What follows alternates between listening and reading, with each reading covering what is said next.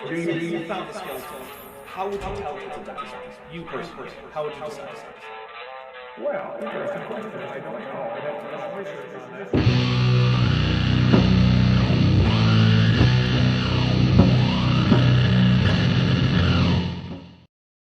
Hey everybody, here with Maddie from Matt with Maddie. Say hi everybody. Also, I just want to point out that right now, you can actually go get a D&D module that is a collaboration between myself, Maddie, and Chesh. Now, Maddie is by far the main contributor to this. She's the author. I am but a artist, as is Chesh, who contributed to this. So I don't want to take anything away and say that, oh, this is, like 33% my work. It's like, I don't know, maybe 5% me, maybe another 6 or 7% Chesh. And then, what does that lead, like 88 or so percent Maddie? But your art is wonderful and Well, thank adds you. so much to the module, and I'm very excited that I released it. Yes, so it's called Oops All Clerics, Crossroads Cleric Camp, which is basically an adventure about a bunch of teenage clerics. Oh hey, I'm kind of back. I'm not sure if Maddie's back though. There she is. Hi. Sorry guys, we had a technical problem on my end, not on Maddie's end, on my end. Oh, okay. Yeah, that was me. Yeah, you were buffering because I was uploading literally 0 kilobytes per second, but now I'm back up to a nice high number. Sorry about that. Yeah, anyway, so Crossroads Cleric Camp, go ahead. It is at the DM's Guild, if I'm remembering correctly. Mm-hmm. Okay, there you go. Look, I got a pro bono copy as a contributor, and I can say it's a lot of fun. I would like to run it sometime.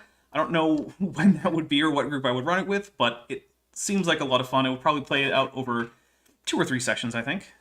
Yeah, I played it. When I play tested it with my normal in-person group, one, it was really nice. It gave our DM a break for 3 sessions. Nice. And it took us 3-ish hour sessions. Okay. So it's supposed to be short. It's supposed to be really easy to run.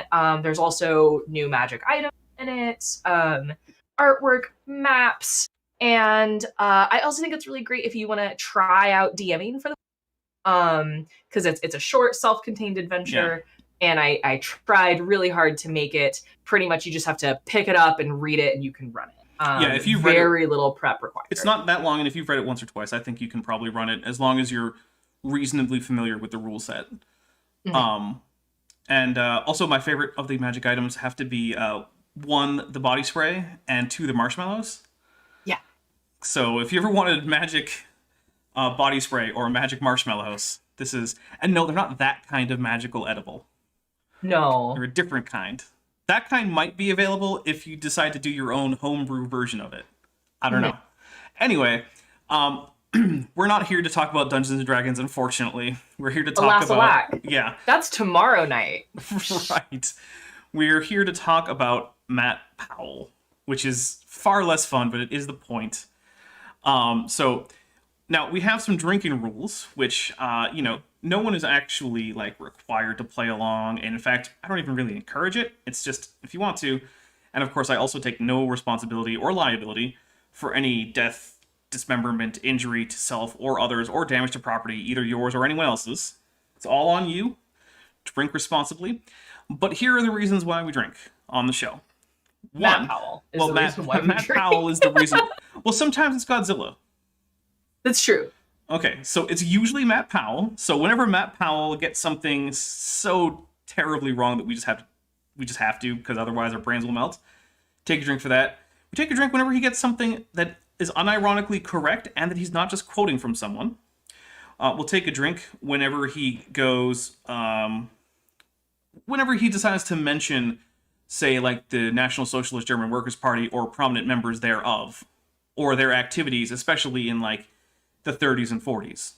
You might know. To admit that one because he references Columbine a lot. Yeah. We're gonna add Columbine in for Matt because that's yeah. Now, to be fair, I mean, he was growing up when that happened, so it probably was a big part of his childhood was that event happening. So I understand why he mentions it a lot, but he mentions it in ways that are completely inappropriate. So it's true. Also, he's younger than me, and that was by far not the most traumatic thing that happened to me in my childhood in the news. Anyway. I mean, I don't know. Yeah. He says it affected him a lot, and Okay, I don't have a that's good fair. reason. I don't have a good reason to can think take him that at it his word. did. Yeah. Let's see. We also take a drink whenever Matt Powell tells a story that we're pretty sure didn't happen, but he's presenting it as fact. Also, whenever he tells a joke that didn't land. And then there are the sort of semi-random ones where if Godzilla or Mothra come by, you can usually hear those. We'll take a drink for that. Also, there are a couple super chat options. One is if you decide to super chat and have some kind of version of telling us that AIG are a bunch of dicks because, they like to copyright troll everyone. That'll get us a drink. Also, if you're a channel member and you include one of the kaiju emojis, we have Mothra, King Ghidorah, and Godzilla. We'll take a drink for that too. So there you go. I think that covers the drinking. If I forgot one, oh, there's one. If one of us makes a prediction and we declare it as a drink trigger and then it comes true, we'll take a drink for that. But that's that's kind of here or there. All right. Yeah. So when last we were here, Matt Powell was telling us why circular arguments are okay if they're about the Bible because they're circular and the Bible. Which I don't think explained anything, but what do I know? I'm not Kent Hovind's protege. Yeah. All right, here we go. Oh, and there's Godzilla, our first drink of the night. All right, here we go. I shouldn't have to defend the Bible because the Bible defends itself. Never Deborah, I a can't see man- or hear anything. Oh, hold on. That's probably my fault. Because I am a big dummy. You're not a dummy. I am today. Okay. It's been a long day already. I started recording a video today, and not long before I got on this call, it was uploaded to YouTube. Gotcha. I spent the whole day editing after spending my 6 a.m. recording a half an hour worth of audio. Wow. Yeah. Okay, I can see things now. That usually means I can hear things. Okay, here we go. Okay. spake like this man. And no matter how many times you tell these buffoons, Ooh. you say you shouldn't call names. Jesus did. I mean, he did kind of, although I don't think he called names of people legitimately saying, hey, I don't understand what you're saying, and you're not explaining it terribly well. He was mostly calling people who were doing things like, cheating people out of their money. He called them names. In the temple. Yeah, he got real mad about that. He had some choice words. Wasn't there the whole thing about how you turned my father's house into like a den of vipers because people were... Den of vipers. Yeah, and it was, I think it was about bilking people out of their money in the name of God. Like putting financial barriers between people. Yeah. Yeah, and now I also think that there's this thing where Matt's currently living in a place that's built almost entirely by unpaid labor by people who have gone and in many cases donated virtually all of their wealth to this location, meaning that if they leave, they're basically going to be homeless and destitute. And that's currently being built by such people. I think it's called Dinosaur Adventureland. Yeah. Hey, team, hot tip. If somebody is like, you know what you should do? You should give me literally everything you own. That's never a good person. Yeah, no. It's really, I cannot think of a situation where that's going to be a good idea. That's not ever in your best interest. Yeah. And then I know people are going to be like, but in the Bible, Jesus said, like, come and follow me, or like leave behind, he called disciples to like leave behind their like trade and come follow him and be his disciples. That was actually a thing at the time, right? Like that it was part of the education system. And you could go back and practice your trade when you were done? Yeah, so that's not the same. Yeah. And Jesus wasn't like, but give all of your money to me. Yeah, that was another one. And follow me. Yeah. That's the big. If Matt Powell were like, hey, give all of your money to this guy I have nothing to do with, and then come follow me, then I would be like, well, it's still a bad idea, but at least it's not quite as like slimy as when it's all going. Because I mean, look, I don't think it's exactly like far-fetched the idea that Matt is being groomed to take over Dinosaur Adventureland when Kent eventually croaks. Yeah. Like, it Well- seems pretty clear to me that that's what's happening. Yeah. Well, and I definitely have known some really, really wonderful people who have done things like like they saw a real need. Like a family was homeless, and they were like, you know what, you just come live in my house and I will rent an apartment. Like, I've seen people do that. That's not the same. And that, you know what I mean? Like, because that's not, one, they're not like, that's their own choice. They're retaining ownership. They Yeah. have, even if they didn't retain ownership of the house, they're still like, have their own income and a place to live that's theirs, that's stable, and isn't putting themselves in an abusive. Basically, watch out for yourself. Yeah, watch out for yourself. And anyway, And when Matt tells you not to, don't believe him. don't believe him. Yeah. Yeah. And to bring it all the way back, so yes, if Jesus were around now, I'm very confident the people he wouldn't be calling names are the people with honest inquiries, and the people he would be calling names are the people who are running cult compounds in backwoods Alabama. Yes. You say, what would Jesus do? That's what Jesus would do. Exactly. See, Matt agrees with me. Yes. That's where we're going to leave that one. They say, well, what about the holy wars? Religion causes so much trouble, and religion is the reason that we've had so many people die in this world, and it's just so terrible. I mean, look, it's a reason that people have died. It's not the only one. Anyone who goes around telling you that history is just a long stories of religious or a long list of religious atrocities is lying to you. Yeah. Like, Crusades, not good. No. Inquisition, No, not not good. good. Although then again, the Crusades were rather unexceptional as wars of conquest. I guess that's true.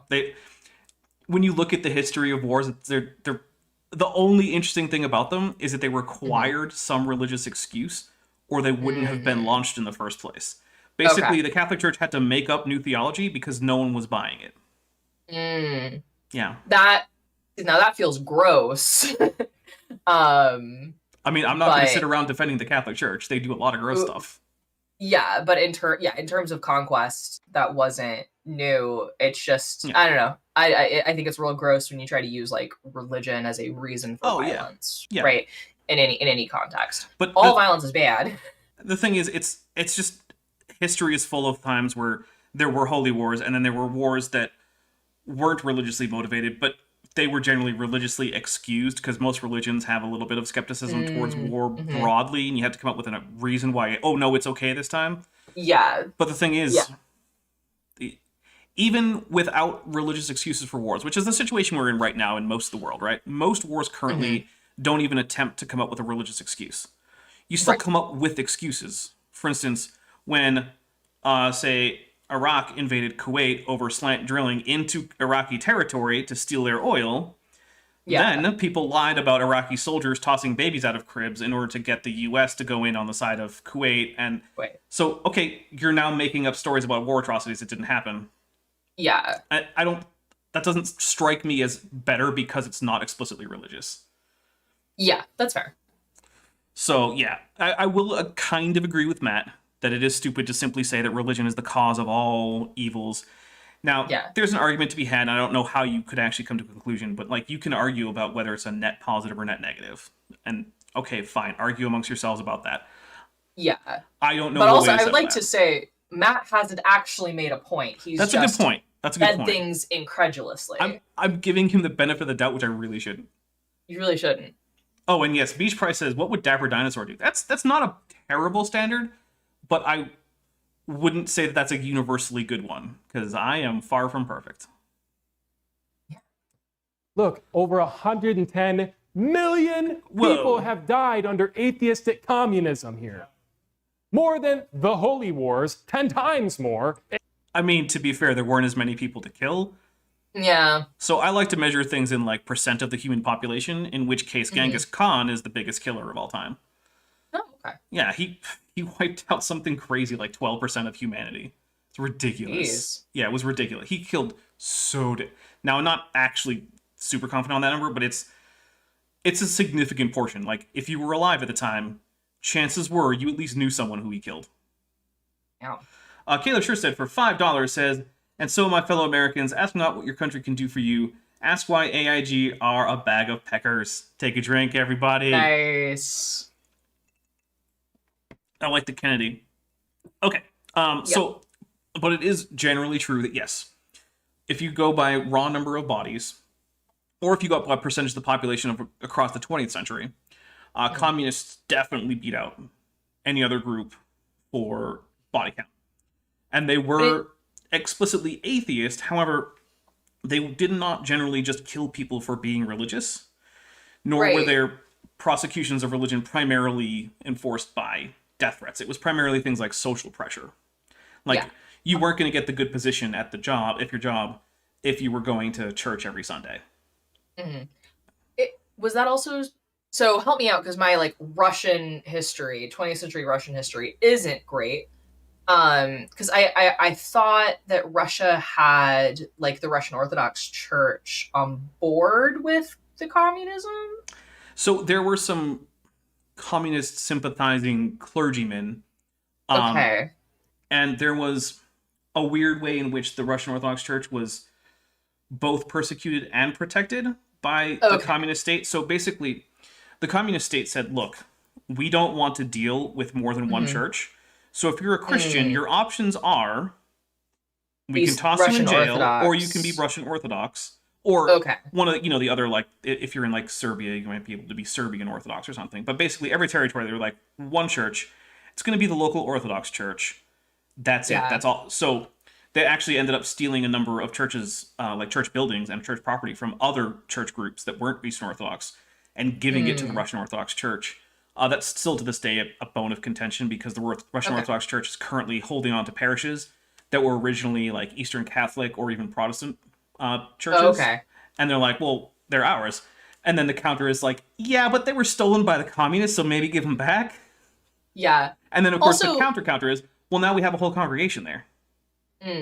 So it's complicated.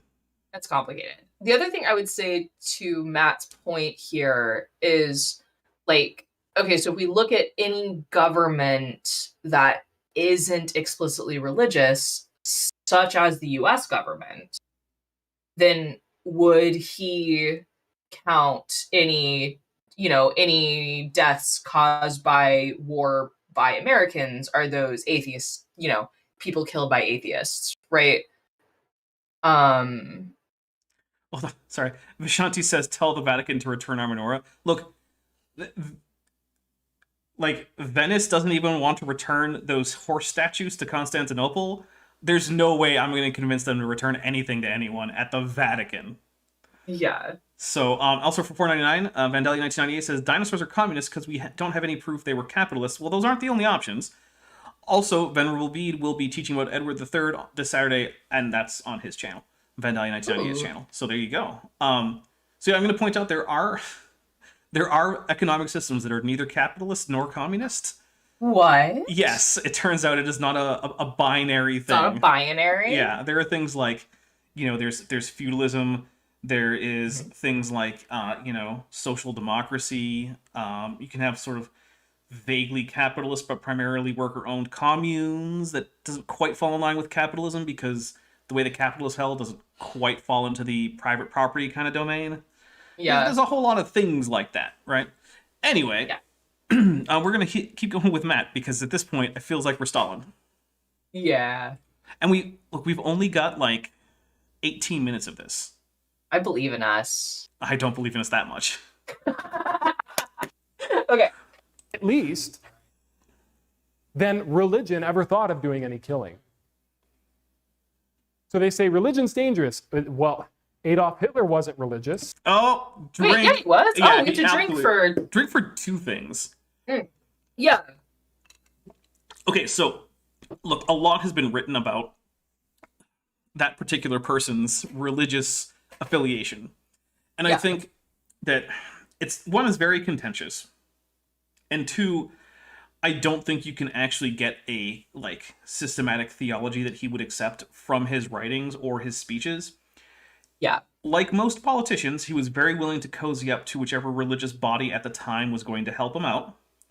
And it also seems very clear that he was not someone who could reasonably be described as believing in any of the major tenets of any of the Christian churches around at the time. He doesn't seem to have believed in Jesus as the Son of God. I'm pretty sure he was wishy-washy on the idea of the Old Testament actually being, real. Probably something to do with all that Jewishness thing. But he was someone who believed that there was a creator, and that various human races were created, at least to some degree, separately, and that his race was the best one, and that admixture with that would bring them, with other races that were created separately, would bring them down. And and there was also like that party's they were developing like a state religion, right? So there were some higher like echelons of the government were doing some sort of like, occultic things here and there, and it was sort of like flavored with like a mythologized or a romanticized version of like Germanic pre-Christian paganism, but like very much in the sort of fictionalized, romanticized way where it's like this doesn't really bear a strong resemblance to anything that was likely going on in, say, like, the 6th century or something in Germany, right? Right. No, it was certainly very fictionalized, but it was some like I thought there was like a goal to like, oh, this is like the this is why the German people are so special. Yeah. Well, there was also a group that for these that like took religious very seriously the ideas put forth in a earlier sci-fi novel about someone traveling into the hollow inner earth and finding a race that could manipulate this spiritual energy. And for some reason, there was a group of Germans at the time who took that book surprisingly seriously. Oh no. Oh yeah. Never base your religion off of a sci-fi book. That's what Scientology did wrong. No one here is, of course, saying that Scientology is in any way wrong. We don't want to get sued. Allegedly. It's allegedly wrong. Right. Scott Duke for $1.99 says, AIG are a huge satchel of semen pipes. Nice. Take a drink. Of course, those are pipes owned by relatively low-ranking members of the United States Navy. Yeah. In certain rates. Right. Okay, here we go. And yet he killed him. They say Adolf Hitler was a Christian. No, Adolf Hitler said that he wanted to exterminate Christianity from the land. That's not entirely accurate. Yeah, like citation needed on that. Yeah. Wait, I think I have the citation needed already. Yeah, we do. Yeah, but... Citation needed.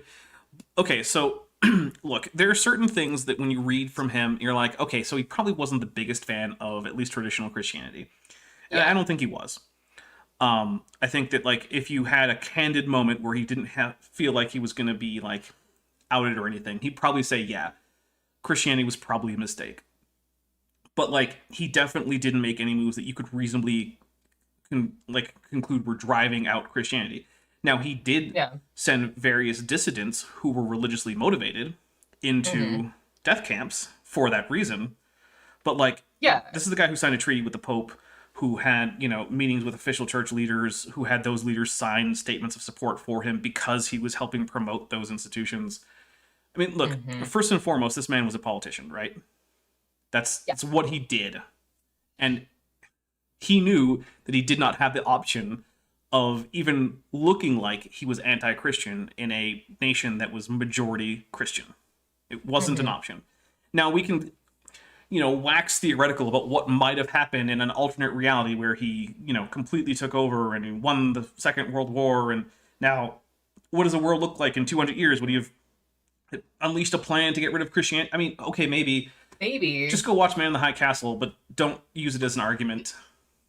Like, because it doesn't help at all.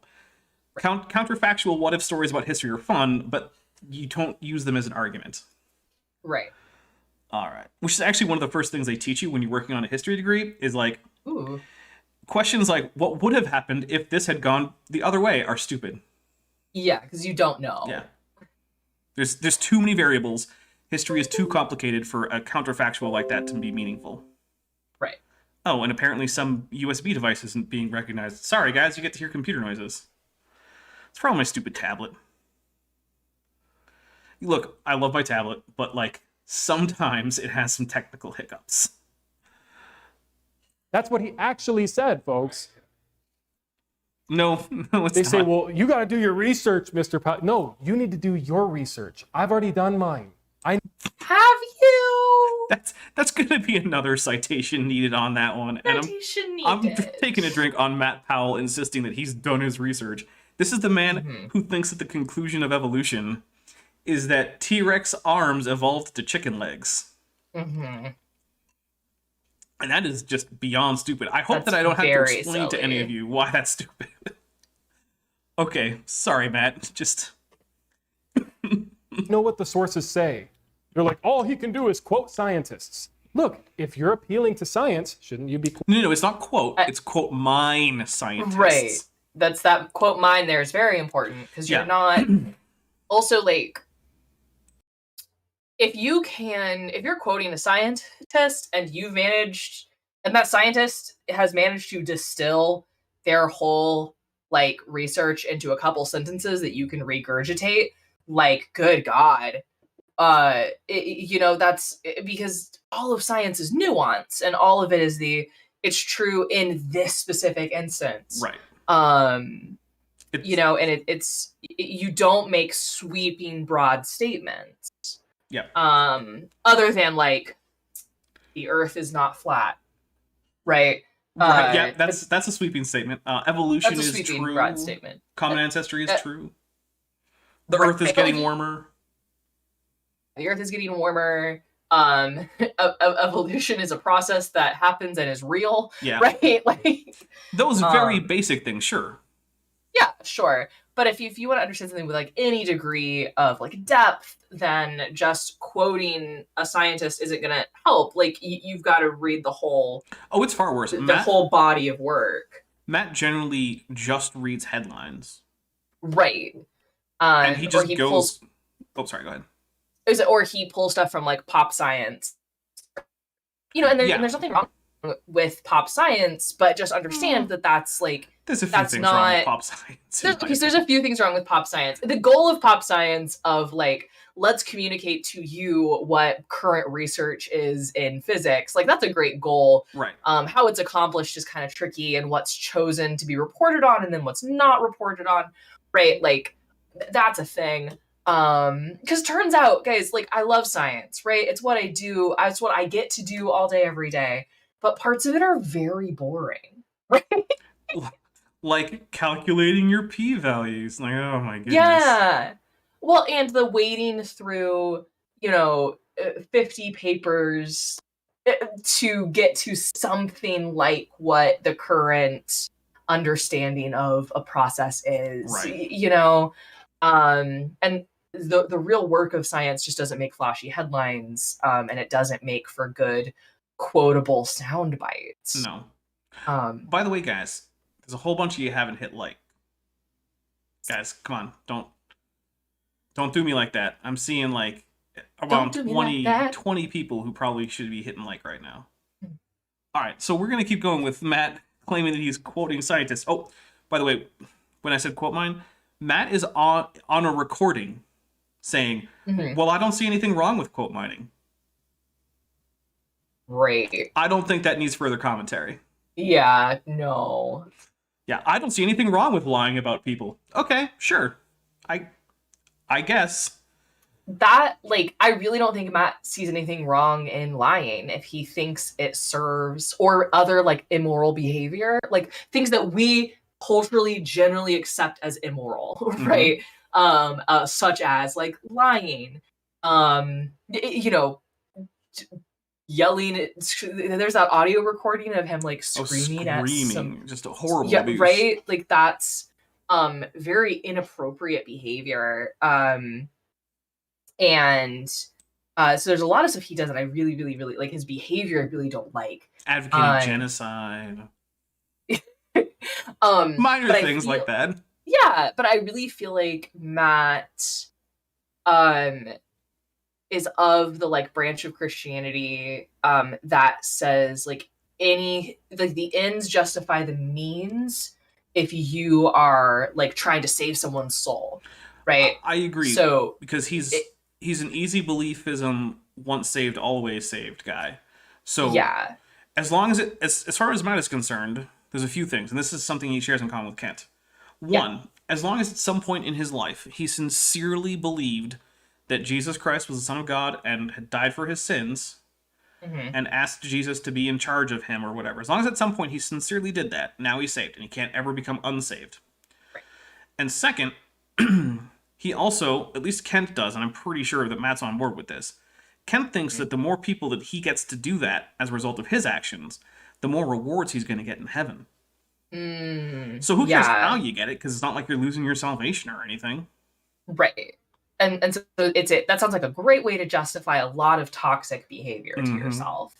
And so that's like, I mean, like, if you can't live up to the standard of like, don't be a dick, right? Then like, Low bar. Low bar. It's a low bar, guys.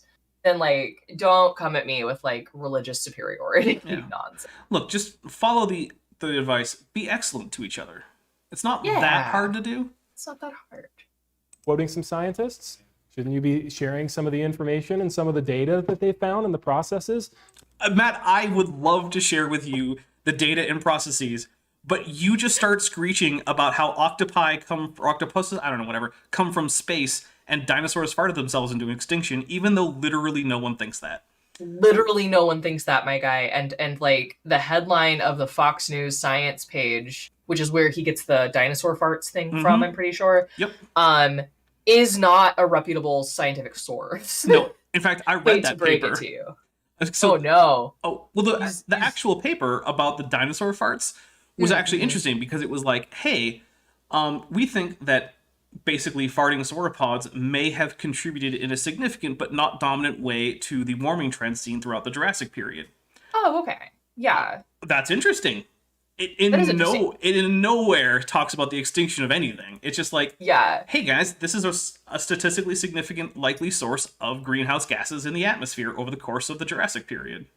Yeah, well, and something that's cool is that, or interesting, is that methane,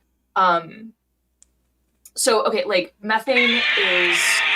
Drink for Godzilla. If you have like equal parts methane and carbon dioxide, right, which of those will have a bigger effect on the atmosphere? I believe it's methane. It's methane by at least an order of magnitude. It might be 2. I can't remember the numbers off the top of my head. But I think I talk about that in one of my climate dynamics. Which, by the way, go subscribe to Maddie's channel. I promise I know I look all perky right now, but I've been sick this entire month. And still don't feel great, but I rallied for you all because for a second week in a row to suffer through Matt for you because I love you.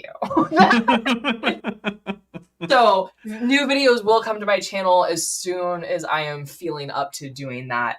Right now, like sitting in this chair and live streaming is about the full extent of what I do.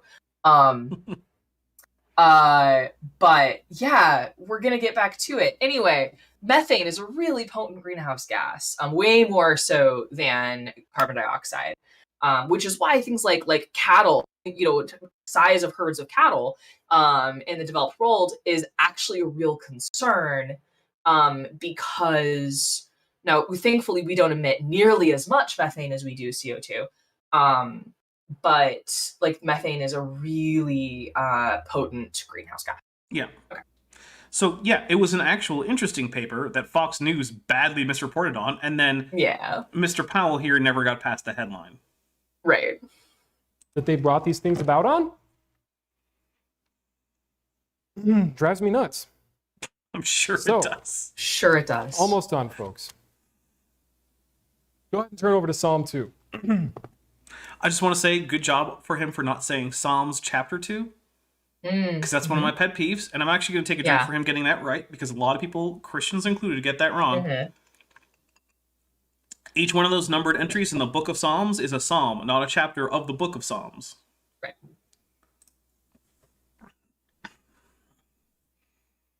You don't have a bookmarked, man? Come on. This is pre-prepared. Yeah.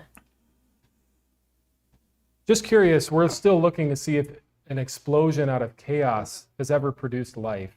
I'm taking a drink because that is not how Psalm 2 starts. I promise. I don't know Psalm 2 off the top of my head, but I can guarantee that's not how it starts.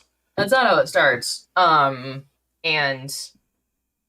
I mean, Matt, like, it's statements like that, buddy, that people say you're not quoting science, right? You said, like, isn't it good to, like, talk about studies and data? Like, yes, Yeah, that is. I have literally never heard you do that, right?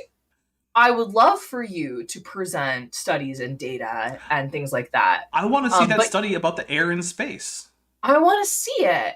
Or the study about an explosion causing life, right? That would be a fascinating paper. That would be a fascinating paper, because that's not how anyone thinks the universe works. Yeah, you know? No, it's not. And I really think he struggles with the concept of random processes. I really think he needs in his brain, like, he has trouble wrapping his head around processes that aren't, like, directed by something. I want to see Matt Powell try to roll for stats in D&D and be utterly confused, because there's the random rolling followed by the non-random selection of how you place your stats. Yeah. I think that would just completely, like, make his brain explode. Yeah. He's like, wait, so I roll 4d6 6 times? Yes. But that means all my stats are random. It's like, well, no, because you get to choose where they go. No, brain just connections don't fire. Yeah. Yeah. Does not compute. Like, MattBrain.exe has not been found. Yeah. Like, you don't get planets without Brownian motion. You know, just random blocks. You don't. Okay. Yeah, we'll keep going. Anybody ever see that? Still looking. Give $1 million to the first person that can say that they have. I mean, I can say it. Matt, I saw an explosion create all life. I expect my $1 million in the mail via some kind of, like, cashier's check or money order or something, right? Mm-hmm. That's what they say. All right, so Psalm 2 says, why do the heathen rage? And the people imagine a vain thing. The kings of the earth set themselves, and the rulers take counsel together against the Lord and against his anointed, saying, let us break their bands asunder. Oh, here's something creepy. Kent's called the Lord's anointed on Dinosaur Adventureland. Not kidding. Ew. Yeah. Ew, I hate that. That's attested by multiple people. Ew. Let and cast away their cords from us. You know, sometimes, like, it's overwhelming when you have the world attacking you. Sometimes it can be a little overwhelming. Matt, the world isn't attacking you. No one's attacking you. We're not even attacking you. A little bit. I'm mocking him pretty harsh for him being so stupid. Mocking is not the same as attacking. That's true. No one is coming after you, Matt. Right. Like, no one's coming after you. You're being rightfully ridiculed for being a colossal ignoramus. And I think that word very specifically, right? An ignoramus is someone who doesn't know things they ought to because they simply never bothered to learn them. Yeah. It's not someone who has a deficiency. You're not disabled. There's nothing that's beyond your control that's causing this, as far as I can tell. You are an ignoramus specifically. You choose to be stupid on purpose. Yeah. And, like, 9 times out of 10, what we're discussing here are his points and his arguments, and even the way he presents them, right? Yeah. Because that's like whiplash, you know? I was like, how did we get from A to B? I don't know. Oh, yeah. Logical train of thought is just beyond Matt.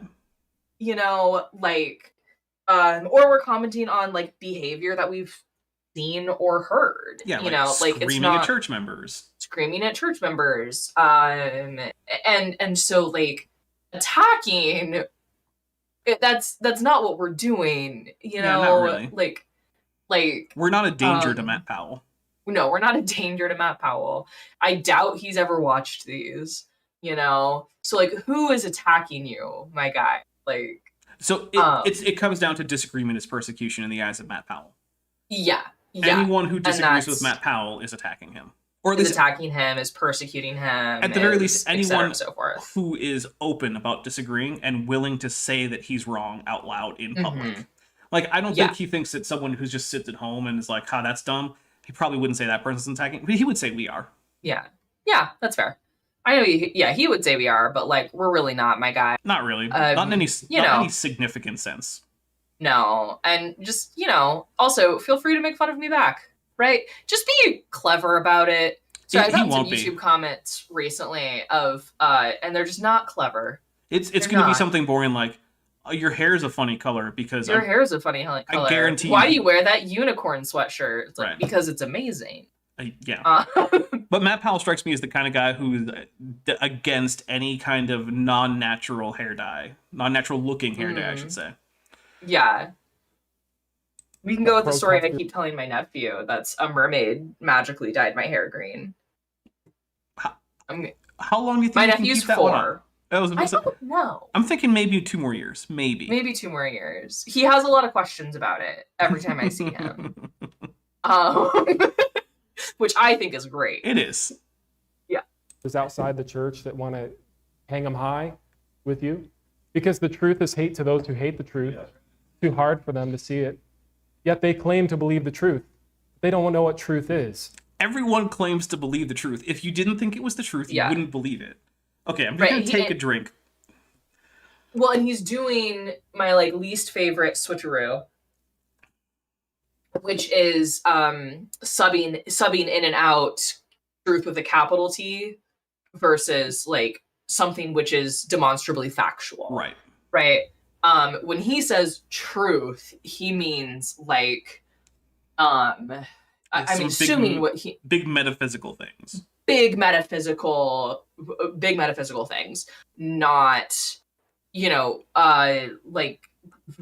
we can demonstrate XYZ process was the result of evolution, right? Or that's things are just factual, but they're not big metaphysical truth, because these are just different things. These are different things. These are apples and oranges. Smitty says he exclusively believes falsehoods. That's impossible, my friend. Well, actually, so it's not impossible for you to exclusively believe falsehoods, but it's impossible for you to believe that that's what you do. Yeah. Yeah. But by definition, if you believe something, you think it's true. If you didn't think it's true, you wouldn't believe it. You wouldn't believe it. Yeah. Belief is literally just thinking that a thing is true. Mm-hmm. So it's, no matter how many switcheroos we do or don't make, it remains silly to say that someone thinks they believe the truth, because it's a tautology. It's like, it's like, gee, that boiling water sure is boiling. Yep, that's true, Matt. Good job. You got it. Yeah. Truth is what the facts are. R and Ra always said the No, truth is- what? Wait, he did a thing. He did quoted a thing that R&R. broke my brain. I don't like it. So the truth is what the facts are. So okay, sure, but that's not what he thinks, because Real quick, Command Cyborg, who's been a member for 13 months at the tetrapod level, says, "Oh, facepalm, Matt and AIG are a clump of Richards," with a Godzilla emoji. That means we're drinking twice because there's a Godzilla emoji attached. Sorry, my brain just did my brain is fried by trying to piece apart what Matt just said. So he must think that his concept of big metaphysical truth is supported by facts. I think he does, right? yes. It is supported by demonstrable scientific fact. Yeah, I think if you asked him, is that the case, then he would say yes. Well, that's... God, sorry, I don't get that stance. I just don't get it. Because, I don't know, this conflation of fields, it's because science and philosophy are not the same field, okay, I don't even have a comment anymore. I'm just... Maybe he'll explain more. I doubt it. Well, he's about to tell us how we got it from R and Ra, and maybe... Oh, okay. It's what the facts. He doesn't even know what the facts are. No, He he's doesn't not. care. He's just supposed to... He's just going to put And you know down what? There's a R&R. reason why he'll never show up on certain debate channels of friends of mine. Because you're a bunch of dishonest, immoral hacks. I'm sure he would show up on a third-party channel He or a has. neutral channel. He's been on Modern Day Debate. He's been on Non Sequitur Show. Yeah. He's also been on, channels friendly to him, but I mean, that's everybody, right? Right. Everybody goes on channels friendly to them. But, if I was ever to end up in a debate with a Matt Powell, or when I debated Ken Hovind, I was gonna do that on a neutral channel. Yeah. Because that's fair. That's the only thing that's fair for both of us. Yeah. Yeah. Yeah. Also, I will say that it is the case that R and Ra is wrong about some things. Yeah. And so when Matt says he doesn't know what the facts are, it's it depends, like with everyone, right? Yeah. No one out there has perfect knowledge. Now, there are things where I can demonstrate quite conclusively that Arn-Ra has gotten it wrong. There are other things where I can't. And there are other things where I can demonstrate quite conclusively that he's almost certainly correct. But you can't just say, oh, he just doesn't know what the facts are. He certainly does about some things. For instance, he's almost always correct about things like phylogeny. Mm-hmm. Now, he's made a mistake here or there, or he's been out of date here or there. But, like, that's all of us, right? Yeah. Especially given how many clades there are to keep track of. No human can do that. Well, like, in this stream, I was like, ooh, shoot, my, like, Russian history politics of the early 20th century isn't great. Refresh me on this thing, right? Yeah, and there aren't too many people who could refresh you on the church-state politics of the Soviet Union. Right. And, like, I don't know that off the top of my head. There's lots of things I don't know. There's facts I don't know. And there's other things that I do. I know a lot about the weather and math and physical sciences. I know a lot about that. But, like, I couldn't remember off the top of my head if methane is 10 or 100 times more potent than CO2, right? That's you know what I mean? It's like, oh, look up. That's the thing I look up. That's not a number I carry around in my head. Anyway. Here we go. That defend young Earth creationism because he knows that he has nothing. He knows he's willingly ignorant. I'm just going to take a drink because that's certainly not why. Now, notice what the Bible says here in verse 4. It says, Although I want to point out, Matt Powell, ever since he had his exchange with Jackson Wheat, in which we got the famous air and space quote, has, as far as I know, never appeared on a non-friendly channel. So that's a whole heap and pile of hypocrisy. Yeah. He that sitteth in the heavens shall laugh. The Lord shall have them in derision. Okay. Then shall he speak unto them in his wrath and vex them in his sore displeasure. So let me tell you something. If you're leaning towards being an atheist and diving into a fantasy. Okay, hold on. No one in that room. But this is being recorded for posterity, so now he's speaking to my audience. Now he's speaking. Okay. Okay. Guys, put 1 in the chat if you are both thinking about becoming an atheist and also knowingly entering into a world of fantasy. Put 2 in the chat if neither of those describes you. I'm expecting a fair few 2s, but what do I know? Which is actually one of the things I started. I don't know if you were there for one of those, but I've started doing things when one of these speakers asks his audience. I just turn around and ask my audience and see what they think. I love that. Yeah. I want to remind you that the Lord's wrath is going to be on your life. I don't want the Lord's wrath on your life. Okay, so I'm going to take a drink. If I don't think your God exists, Matt, the last thing I'm going to be worried about is his wrath. I'm going to be as worried about his wrath as I am about Lord Voldemort's wrath. Right? Like, you're telling me, or not me, you're telling the atheists out there that what, as far as they're concerned, is a fictional character might get angry at them. Right. Who cares? You don't tell your kid, hey, Darth Vader's going to be mad if you steal a cookie. Also, right. Also, I'm a little trying to figure out his choice of verses. Oh, so he just picked Psalm 2 because it's a psalm that in which God is, God gets doing mad the at angry people. thing, and so it's just a scare tactic. It's just okay. Because that's just this seems okay. What you said earlier that this is directed at his audience, that's primarily true, right? This is an internally facing thing. What he's trying to do here is scare all of these people away from ever possibly leaving their religion.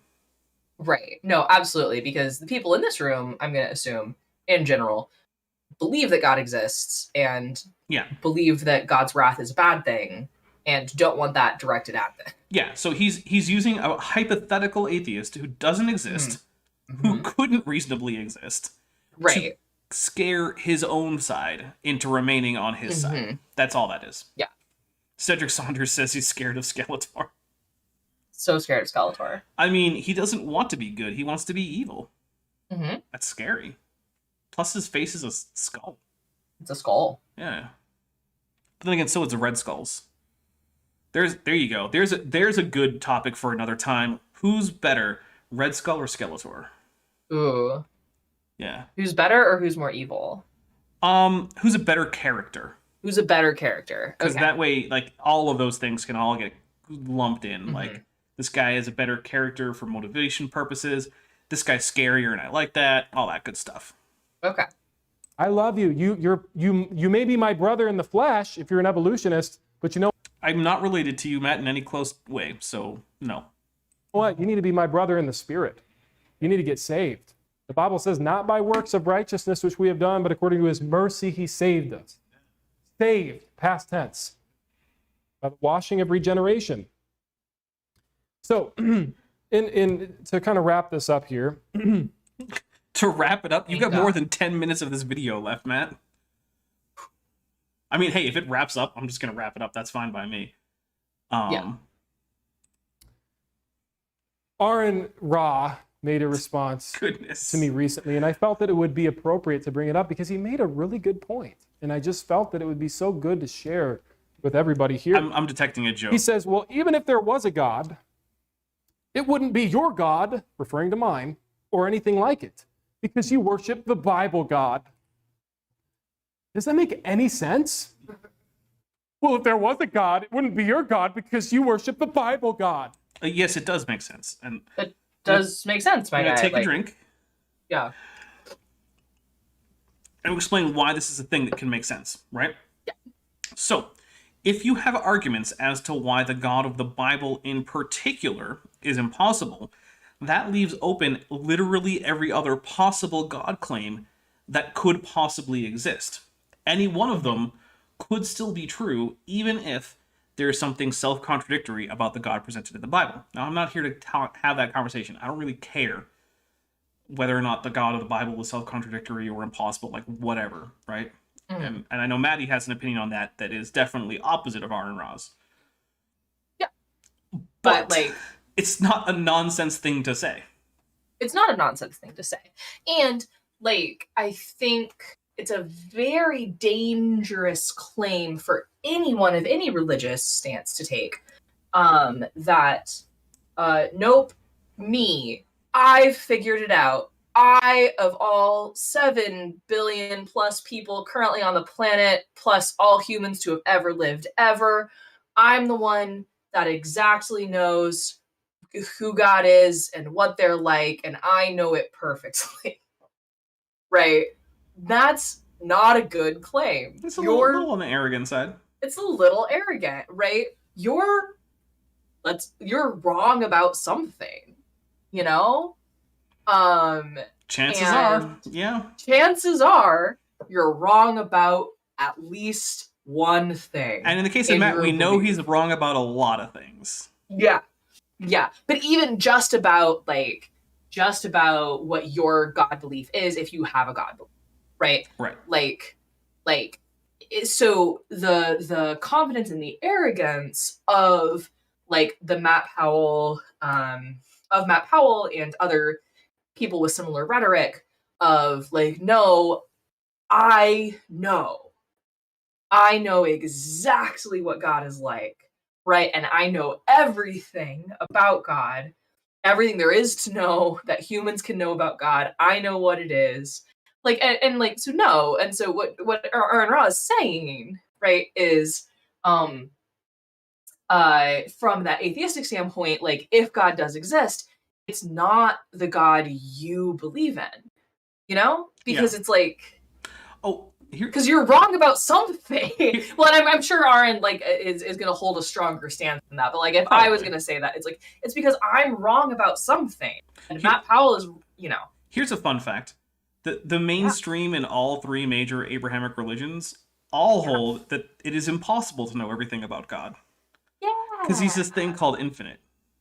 Uh-huh. Yeah, so it's literally impossible to know all of the things. And in fact, exactly. There are some somewhat mystical traditions in all 3 of them that say that you're better off just saying the things that you know aren't the case about God.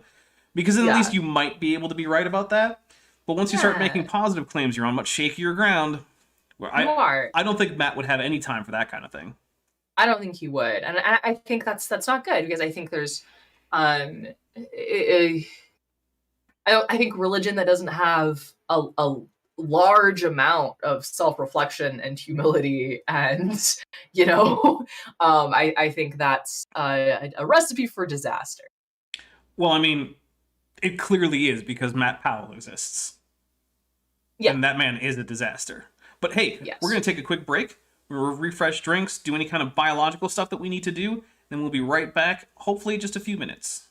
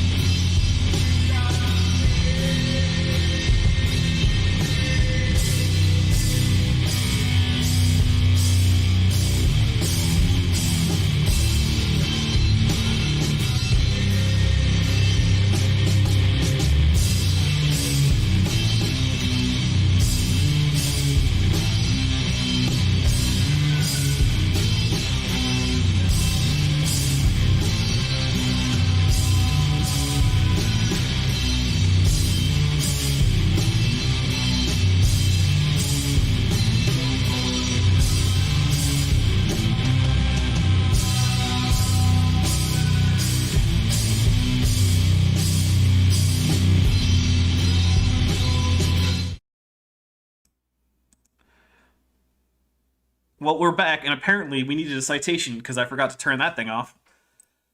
But that's okay. We came back immediately to a citation needed. Oh no!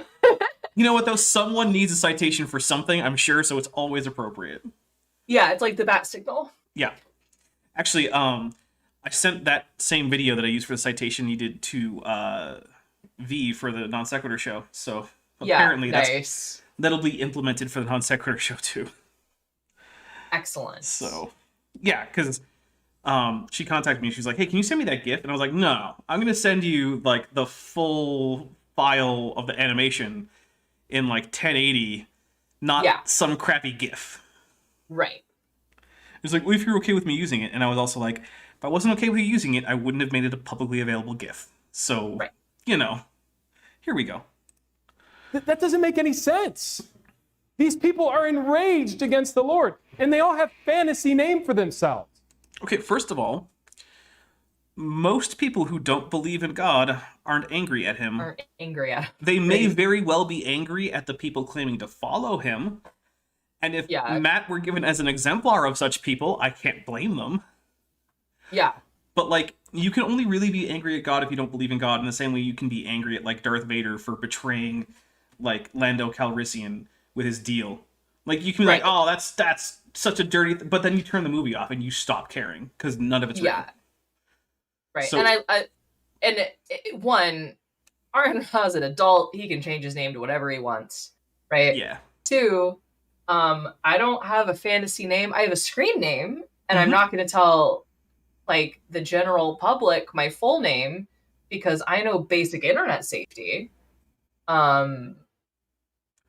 It's Maddie Science Side Up, right? Yeah, Maddie Science Side Up. It's my legal name.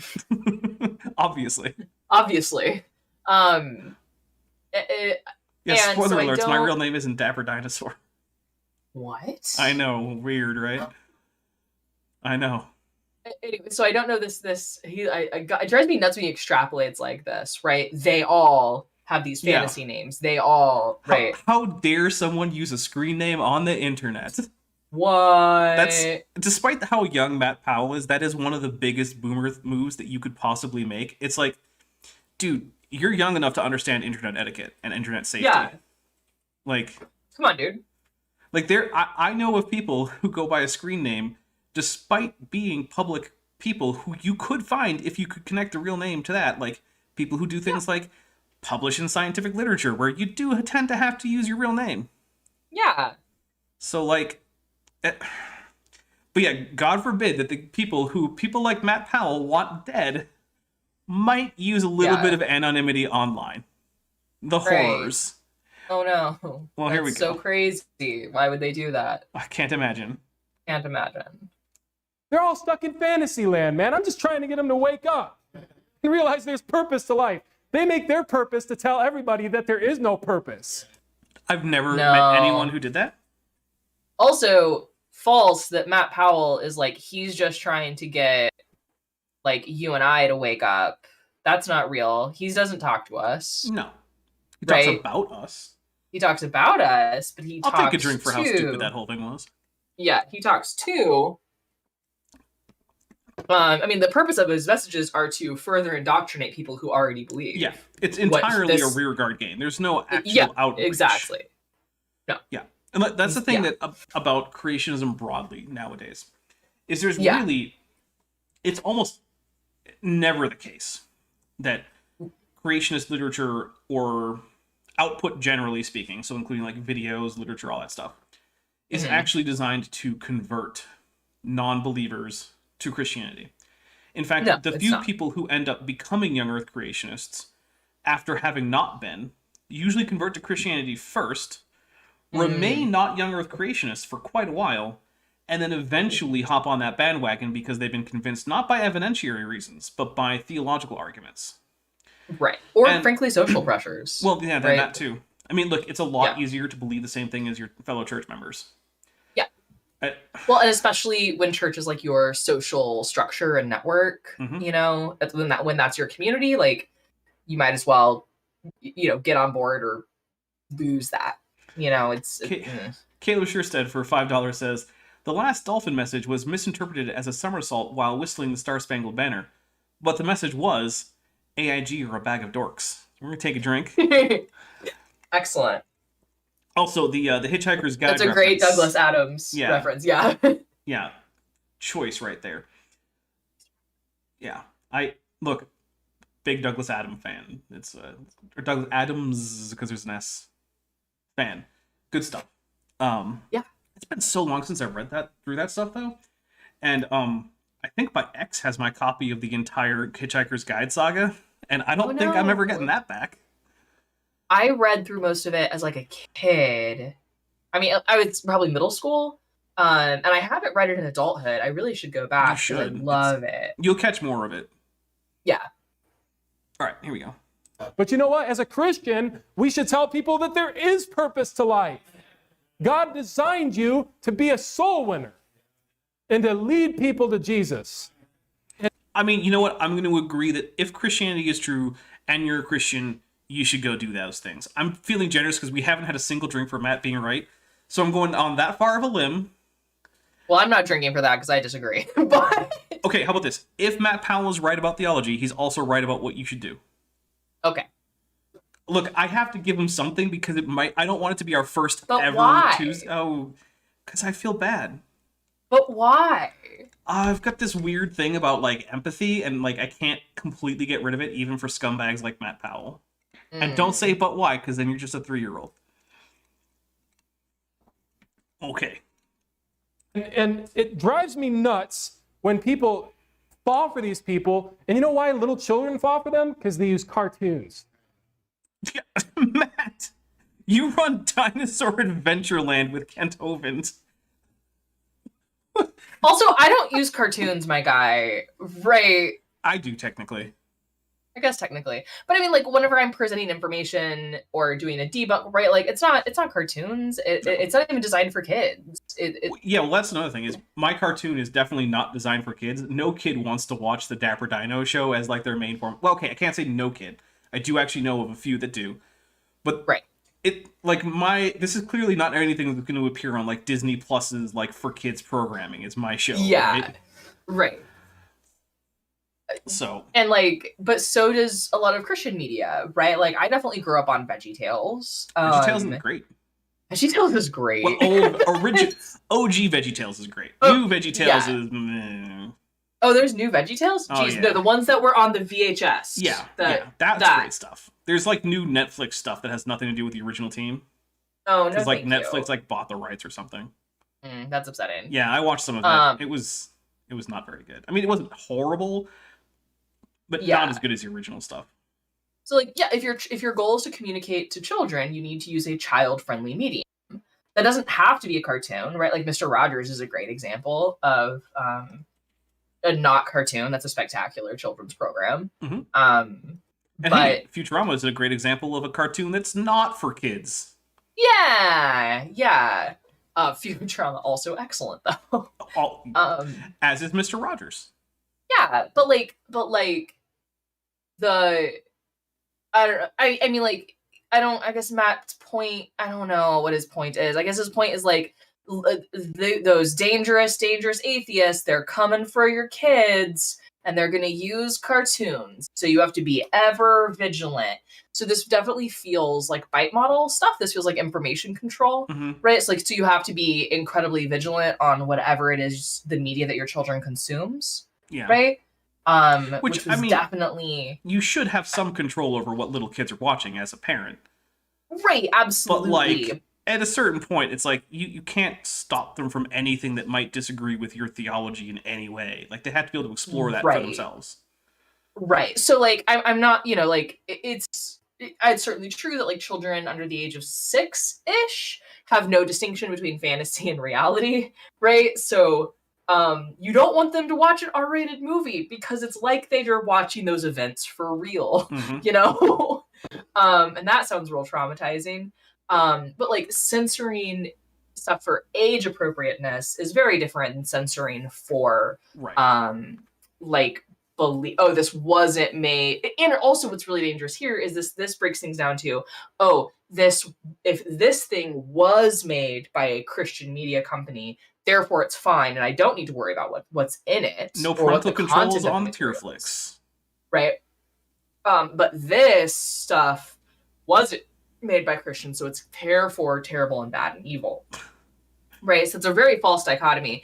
And makes, like, if you really believe that, that's a great way to put kids in danger, because it says that you start to trust people and products based off of the like claimed religious beliefs of a person versus like your gut feelings. You know what I mean? So that's real dangerous. Yeah, I'm honestly annoyed by the idea that Christian has basically just become a brand name.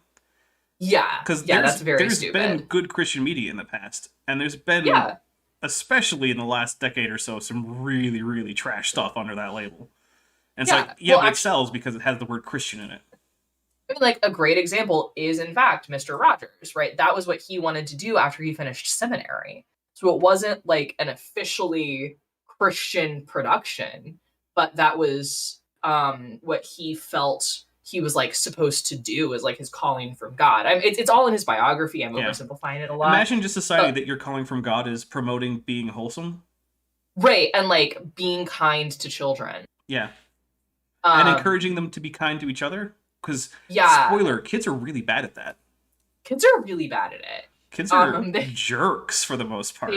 They have to learn it. But, like, his show, like, validated people's feeling. He taught kids how to, like, emotionally regulate, He would do things like, when I'm mad, I like to do these things. These like non-destructive, helpful things. Right. Like, hit all the lowest notes on the piano. Right, like, so he's doing things that are really healthy.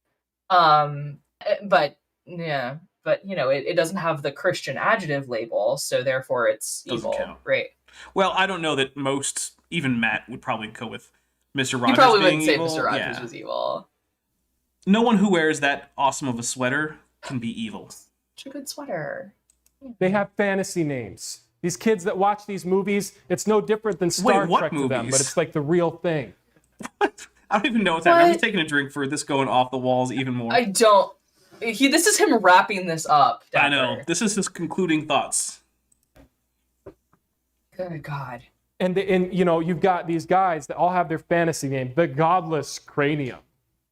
Those are screen names. Right? Okay, for What the $4.99. hell, man? For $4.99, Vandelli 1998 says Dapper uses dinosaurs to trick kids into the religion of science. Plus, Maddie, you still good for the first Saturday in February. Yes. Awesome. All right.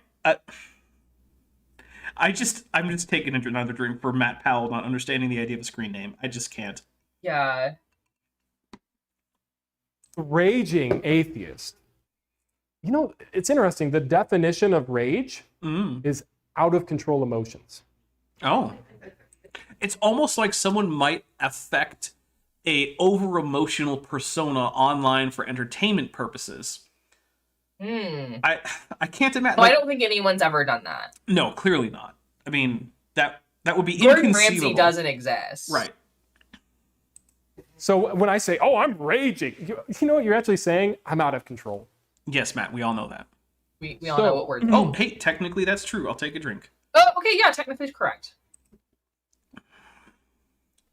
A lot of atheists will say, "Well, you know, okay, Matt, there's a God. I know it." Which ones, What? Matt? Also, drink for conversations that never happened. Seriously. I want Matt to name an atheist who has said, I know God exists, and then I want to be able to, like, contact that person and say, do you in fact know God exists? And if you do, how the heck are you an atheist? Yeah. Like, it's part of the definition of atheist, is that you don't know that God exists. My goodness. Which they pretty much knew it all along. It doesn't take a genius to figure out if you have a painting, you have to have a painter. That doesn't lead to therefore God. Therefore, God, You it have really a doesn't. building, you Matt. have to have It's a not as strong an designer. argument as you They think say, it "Well, I is." can't No. see God." Do you see the people who built this building? Not currently, but I could go find them.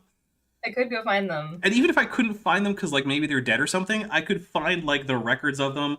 I could probably find, like, birth and death certificates, maybe a baptismal record, depending on, you know, who it is I'm talking about.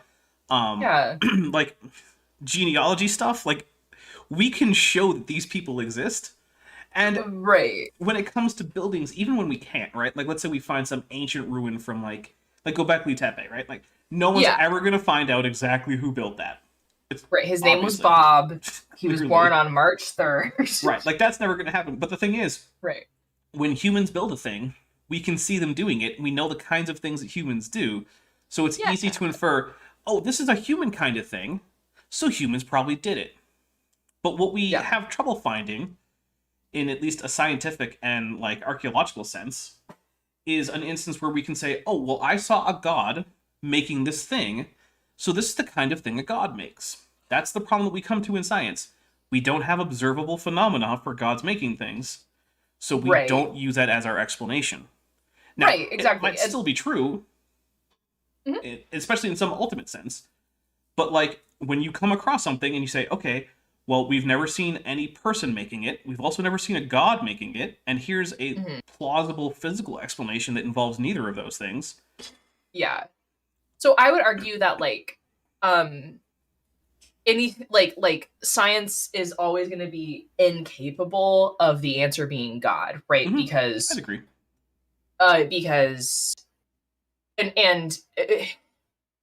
Because God, especially in like the like Christian sense, right, is like infinite. It is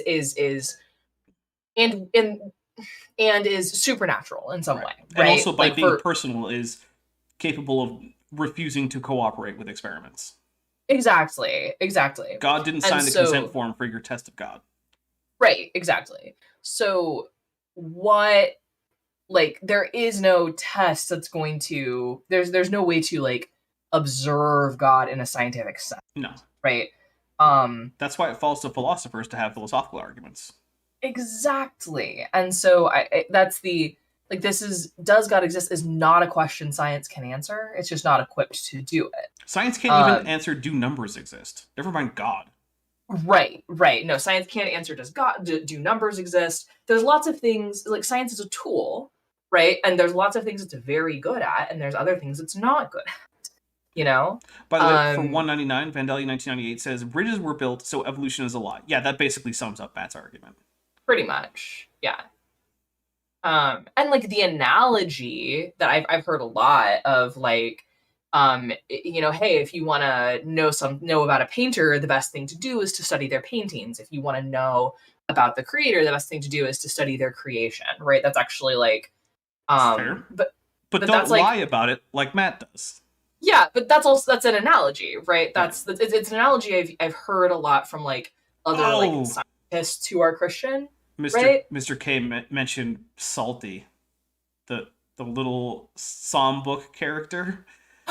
Salty! Oh my god, okay, I never watched those, but I've seen I stuff did. on They were, them. let's just say this, they were not nearly as good as VeggieTales. VeggieTales was top tier Christian. Top tier. Right. Christian children's entertainment. Yeah. I did watch some McGee and Me. I did too. That was a little heavy-handed with the morals, if I remember correctly. Especially because it was always like the live action kid had some moral dilemma, and then he and McGee would go like time travel to Bible time somehow, and like it was weird, and I don't know, whatever. It wasn't as good as VeggieTales. It was probably better, I think, than Salty. But that's look. Maybe someday we'll do like movie reviews for like 90s Christian kids media. Yeah. Bible Man can be at the bottom tier.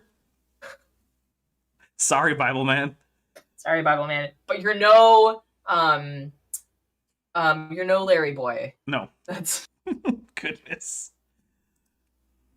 No. Probably meet them someday if they were Christians, if they were saved. But you know, most Christian eschatologies or associated things involve a general resurrection in which everyone meets God for a final judgment. Yeah, so I'm just going to take a drink for, like, Matt can't even get the very basics of Christianity right. Yeah, and there's a lot of theology in around the question of, like, what about uncontacted people, right? People who had no chance to hear the good word. I'll just go with Calvinism. Right? If God had wanted to save them, he would have sent them a missionary. Ooh, that's rough. Calvinism is a bit rough. Calvinism is a bit rough. But the more common answer is that, like, they'll have a chance when they meet God. Yeah. You know? Look, I mean, most Christian traditions haven't even completely ruled out a universalist possibility. Yeah. There are a lot of Christian traditions that go with it's at least possible that everyone gets saved. Possible. Yeah, actually, even C.S. Lewis, there's a great C.S. Lewis quote that is, heaven will be full of saved people, hell will be full of saved people. Because the idea is that salvation is a gift freely given, right? So everyone is saved.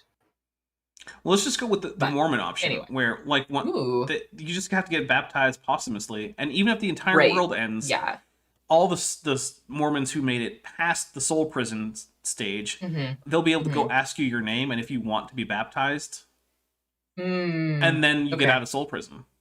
There you go. Problem solved. We can go with Which, by the way, if I ever end up in soul prison, and then like someone knocks on the door, and like, hi, my name is Elder Joseph, and this is Elder. Hello. This is like my name is Elder Thomas. Price. Right, exactly. I'll be like, yeah, okay, fine. Let's go. Let's do it. Yeah, all right. It's gotta be better than this. Yeah. So I don't like. I imagine they'll have a lot more success in the afterlife if they're right than they do now. Yeah. I don't know. One of the weirdest things about this sermon we've been reviewing for 5 videos is when the frequency with which you and I can dunk on Matt's theology. Oh yeah, his theology is like baby town ludicrous. Baby's first theology. Yeah. And I'm like, I'm not, neither of us are theologians. Neither of us are preachers. Neither of us have been to Bible college, right? Not even once. Not even once. I shouldn't know more than you do, Matt. shouldn't know more than you do about your field. Is there anything that you think you know less than Matt? Like any field? I think professionally, like the way he makes money has something to do with computer repair. So he's probably better at that. Not anymore. Now he's living at Dinosaur Adventureland. Okay, never mind. But he still might know more about computer repair. He might know more about like the ins and outs of that. Yeah. Yeah.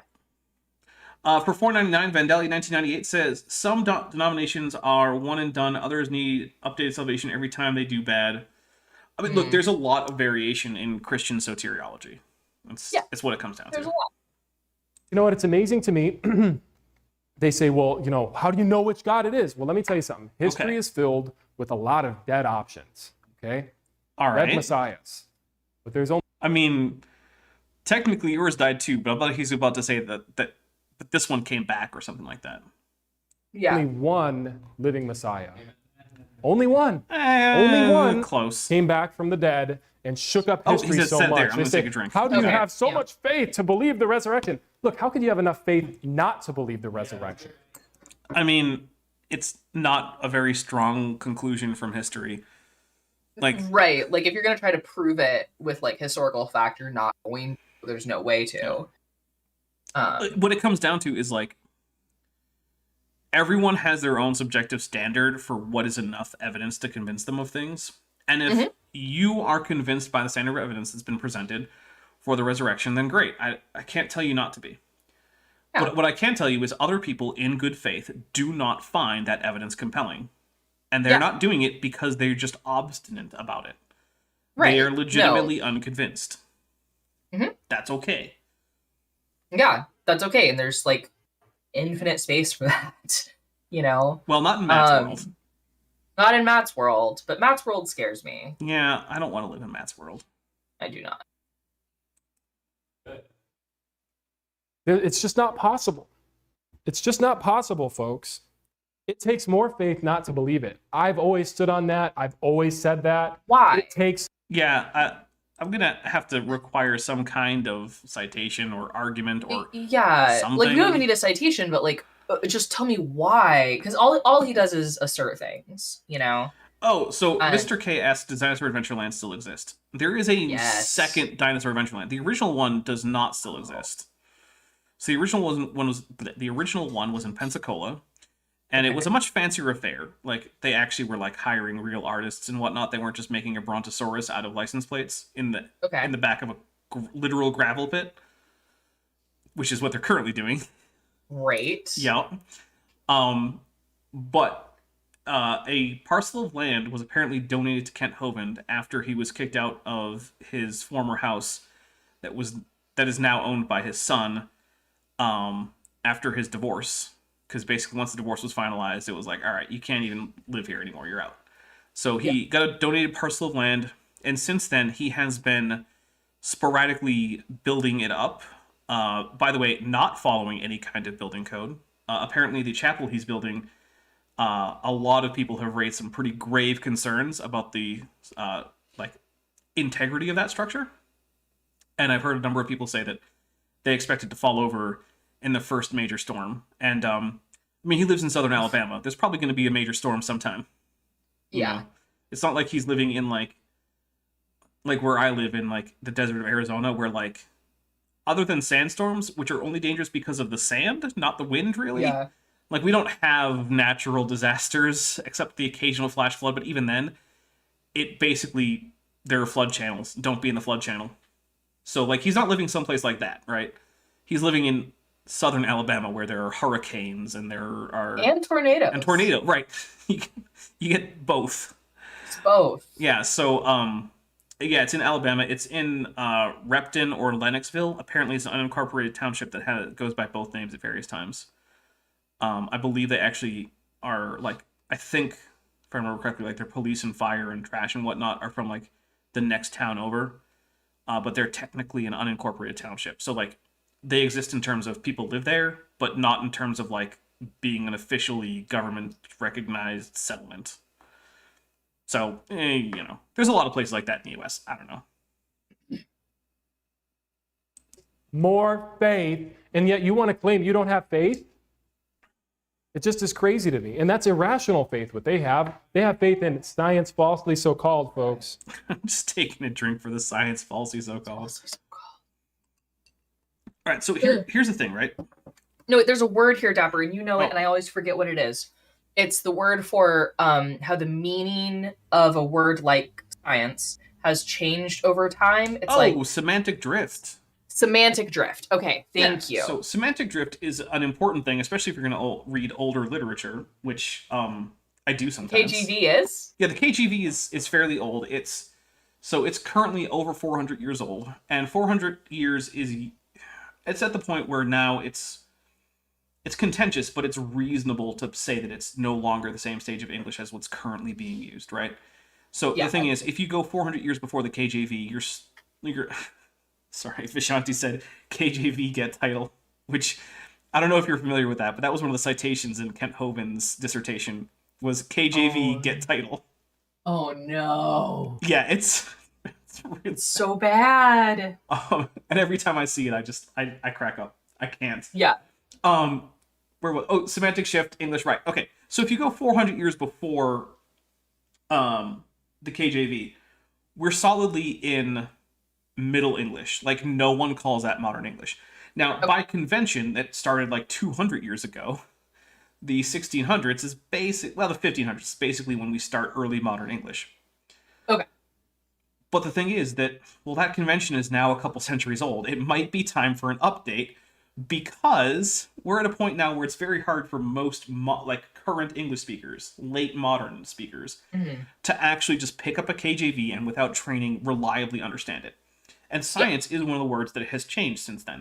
So now when we talk about science, we're talking about a specific set of disciplines that all have interrelated methodologies involving things like falsification, rigorous statistical analysis, the attempts to eliminate bias through things like falsification itself, and also through things like peer review, a dedication to openness and honesty with data, things like that, right? Yeah. But in 1611, it basically meant about the same thing as philosophy, or just a general body of knowledge, things people just know are true, quote unquote. So, for instance, part of science in 1611 was like the doctrine of humors. It's like, oh, you're sick? Well, you probably have too much phlegm in you. Or maybe you got too much blood. We should get rid of some of it. Yeah. Which, I mean, chances are you don't have too much blood, guys. I'm just going to put it out there. Right. Well, and that understanding of how the body worked was not rooted in the scientific method. Right. It's not rooted in what we would call science. Right. But it is rooted in what someone in 1611 would call science. Right. Which was just the body of accepted facts or ideas. Right. So, yeah. Most modern translations, and again, the word modern is tricky. Most recent translations render this as teachings or philosophies, which is a more accurate idea. In fact, actually, I'm going to find out what the underlying Greek is there. So let's see. Ooh. Let's see, science falsely so-called. So that is from 1 Timothy 6:20, which according to Kent is the first book that Timothy wrote, even though it starts out saying it's written by Paul. Paul, yeah. Yeah, which is... every time he says that Timothy wrote 2 books of the Bible, it makes my head want to explode. No, those are Paul's letters to Timothy. Jeez. I know, but for some reason... We shouldn't know more about this than the preachers. I know. Jeez. Actually, just I think it was on A Kent with Bent. I actually opened up 1 Timothy, and I was like, hey, what's the first verse of 1 Timothy? It starts with, Paul, a servant of Christ. Yeah, like, like, what the heck, dude? All right, we got to find a Greek version. I got to change it to all instead of just English or just Spanish. Okay, because, I'm not going to go into, go grab my physical, Greek New Testament. Sorry, guys. Yeah. Okay, so what do we got here? I want to have an English version of it too. So 1 Timothy 6:20. Okay, so we'll read the ESV. Timothy, guard the deposit entrusted to you. Avoid the irreverent babble and contradictions of what is falsely called knowledge. And so the underlying Greek there is gnoseos, which is just knowledge. That is how you would translate that today. And then so tis pseudonomou, the falsely called gnoseos, knowledge, is what that is. And also here's a fun thing about that. The word deposit of knowledge that is you get in most Protestant translations, the literal meaning is just tradition. Okay. Protestants don't like to translate it that way because then they feel like they should maybe be doing things according to certain traditions, and they don't like that word. So just a fun little thing. Like, you can tell the theological leanings of a Christian Bible translation based on what they choose to do with certain words. It can be a little tricky. Yeah. There's the underlying Greek. It's knowledge falsely called. So you get pseudo, which is false. Pneumo, that's named. So like it comes from like pneumos, which is like the name of something. That's not pneumos, which is a different word, but sounds similar in some pronunciations of ancient Greek. Yeah, so it's pseudo pneumo noseos. Yep. Knowledge. So basically, Paul is just warning Timothy, like, keep an eye out for people who are teaching things that aren't true. Specifically, he's saying, I gave you the theology you're supposed to follow. People who try to give you a different theology are falsely calling this knowledge, so hold to the traditions I gave you, because those are the right ones. He's not actually talking about general philosophies and whatnot. He's specifically warning against other people claiming to be Christian teachers who are contradicting what Paul told them. Yeah. Vandelli 1998 for 499 says, when I was 7, I actually thought Paul in my church was the Paul from the Bible because same name. That's adorable. Aww. That's adorable. I love children. So there's been a question about the spelling. So it's gamma, nu, omega, sigma, eta, omega, sigma. But that is going to be... you're making me think about case names, and right now I've had too much booze to think about it. So I'm not telling you the case. Because I can't remember anymore. All right, here we go. Now, there's one more thing that I wanted to cover tonight in closing. Oh, good. 2 more things. 2 more? Oh, okay. Make them quick. This guy, Mr. Atheist, is his YouTube name. And he's growing on YouTube, so I figure it's appropriate. The Bible says mark them. Oh, real quick. Guptu says, Protestants don't like to call it tradition because then they have to start ragging on Jewish people for following their traditions. It's not just that. They also have to stop ragging on most other Christians. Because remember, you add Catholics and the Eastern and Oriental Orthodoxes together, and they are the vast majority of Christianity. Yeah. And then you also can lump in the more traditionalist Lutherans and Anglicans, and like the number of people that they would have to stop ragging on becomes enormous, and they love ragging on all of those people. They love ragging on them. Oh, yeah. So that's what we're going to do tonight. Oh, this guy literally put out a video a year ago, and you say, well, it's a year He didn't figuratively put out a video? Okay. later. You're still frustrated about it? Yes, I'm frustrated about it. He attacked a good friend of mine, Pastor Tommy McMurtry, and he's like, he's demanding, he's holding up a red sign. You know, this YouTube channel of Tommy McMurtry's got to stop. Tommy McMurtry is he's not the heaviest preacher out there. I just want to point out, our main camera this whole time has been at a Dutch angle. And for no reason. It's the whole thing has been off kilter. Anyway, let's hear why Tommy McMurtry has been set upon. Can I remind some people about the context of what what Matt's talking about? Yeah, because I actually don't know it. Oh, okay. So Tommy McMurtry, was like, so he's been banned from YouTube since. But at the time, his sermons were up on YouTube, and he had a sermon on YouTube where he was thinking of a different McMurtry. Calling for the death and violence against LGBTQ people. Got it. Right. And so at the time, a lot of the YouTube crowd, like I know Dr. Josh and Megan were in it, like Godless Engineer, like a lot of, especially like the atheists and skeptics. Yeah. So they did the whole It was the pumpkin thing. Yep, David DB numbers is correct. I was thinking of Grady McMurtry. And yeah, it is the pumpkin thing. Yeah. So this was and this was the goal was to get him banned from YouTube and get his sermons like buried because of these specific calls for violence. Yeah. That's against terms of service. That's a thing. You're not allowed to do that on YouTube. You're not allowed to do that. You're also not just generally allowed to do it.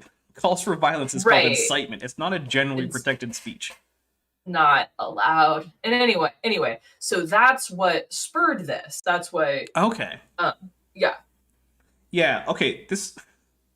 I am now familiar with this. Now that I realize that I've been thinking of the wrong McMurtry. The wrong McMurtry. Yeah, because Grady McMurtry is just sort of like a doofus, but like I don't think I've ever heard him be like. But not like violent right. or calling for violence. He's just an old man who doesn't know what logic is basically what it comes down to. Okay, so this is a much different McMurtry. Because I didn't know that guy's name. Like, I knew about the whole situation with pumpkins, but like I don't think I ever... Because I'll be honest, I wasn't exactly like super plugged into the YouTube scene or anything at the time. So yeah, I'm still one of the newer YouTubers, as it were. Which feels weird because I actually have had the channel for a long time in internet time. Anyway. Yeah. He's not necessarily a lightweight, but he doesn't rant like all of us other guys do, you know, which is fine. You know, there's softer, lighter, harder, more rants, less rants. So let's just recap. Calling for the death of specifically gay men is what Matt Powell considers some light preaching. But he apparently he said it with a soft voice or something. He did not. No. Well, I watched that part. I didn't see the sermons because if there's something I don't want to watch firsthand, that's on the list. Fair. Everybody has their own style. Let everybody be persuaded in their own mind. But you know what? He came out against Pastor Tommy McMurtry. And I responded back, and you know what he said? He said, well, abortion rights are in real danger with this guy around. So his right... I mean, I don't know, that doesn't seem... like the response that he would get? That seems unrelated to the issue at hand. Is it the conversation that didn't happen? Because it sounds like a conversation that didn't happen. It sounds like a conversation that didn't happen. Let's take a drink. Yeah. Because I'll be honest, if someone said, hey, you should stop saying that someone who's advocating for the actual murder of real people, you should stop saying that guy should be taken off of YouTube, I can't imagine coming back with a point about abortion.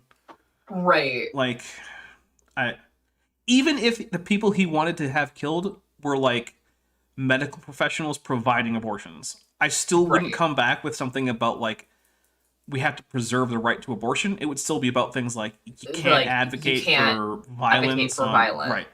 Yeah. Yeah. To go and murder an unborn baby is in danger. And you think that I'm not going to get frustrated about that? I'm not. By the way, I'm not prepared to get into. You think I'm not going to put up a fight tonight? Well, the good news is Matt Powell probably ping-ponged to something completely unrelated within 2 sentences. You're right. So what was I thinking? Hopefully. You know what? I'm going to speak for those who can't speak for themselves tonight. Yeah, we're going to skip you know ahead. What? I don't even know. That would be hateful. That'd be selfish. Yet they claim, oh, we live in the generation of love. Who has said that? Wasn't that like the 70s? Yeah, that was like the 60s and 70s. That's not now. Matt, also, most of us aren't hippies. Statistically, it's still it's like this is in fact the best time to be alive. Yeah, overall. Overall. It's the rate of acceleration in that has been wavering in the last few years, but there have been extenuating circumstances. Yeah. So yeah, it remains the case that overall, if you're a human, you're less likely to have suffering from medical conditions. You're less likely to die from violence. You're less likely to die from starvation than at any point in the past, and you're more likely to be able to afford more material comforts than any of your ancestors.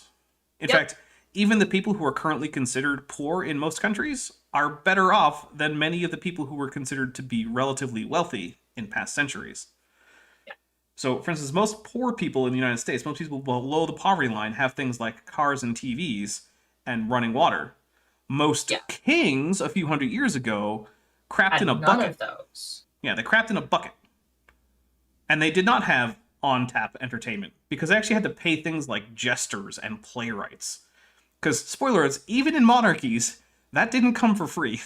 And they could just be like, nah, I don't wanna. And yeah, sure, you could try to execute all the entertainers, but that's just like stoking a rebellion. Yeah. So, yeah. Not to say that poverty isn't a problem. I'm just saying that, like, we're not at the worst point in history, guys. We are not. And I always, whenever I knock their door to try to give them the gospel, you know what they always say? No one wants you to knock on their door. No one wants you to do that. I'm taking a drink and... Look. Wait, what's the drink for? Because he totally does that. Then it's for being right.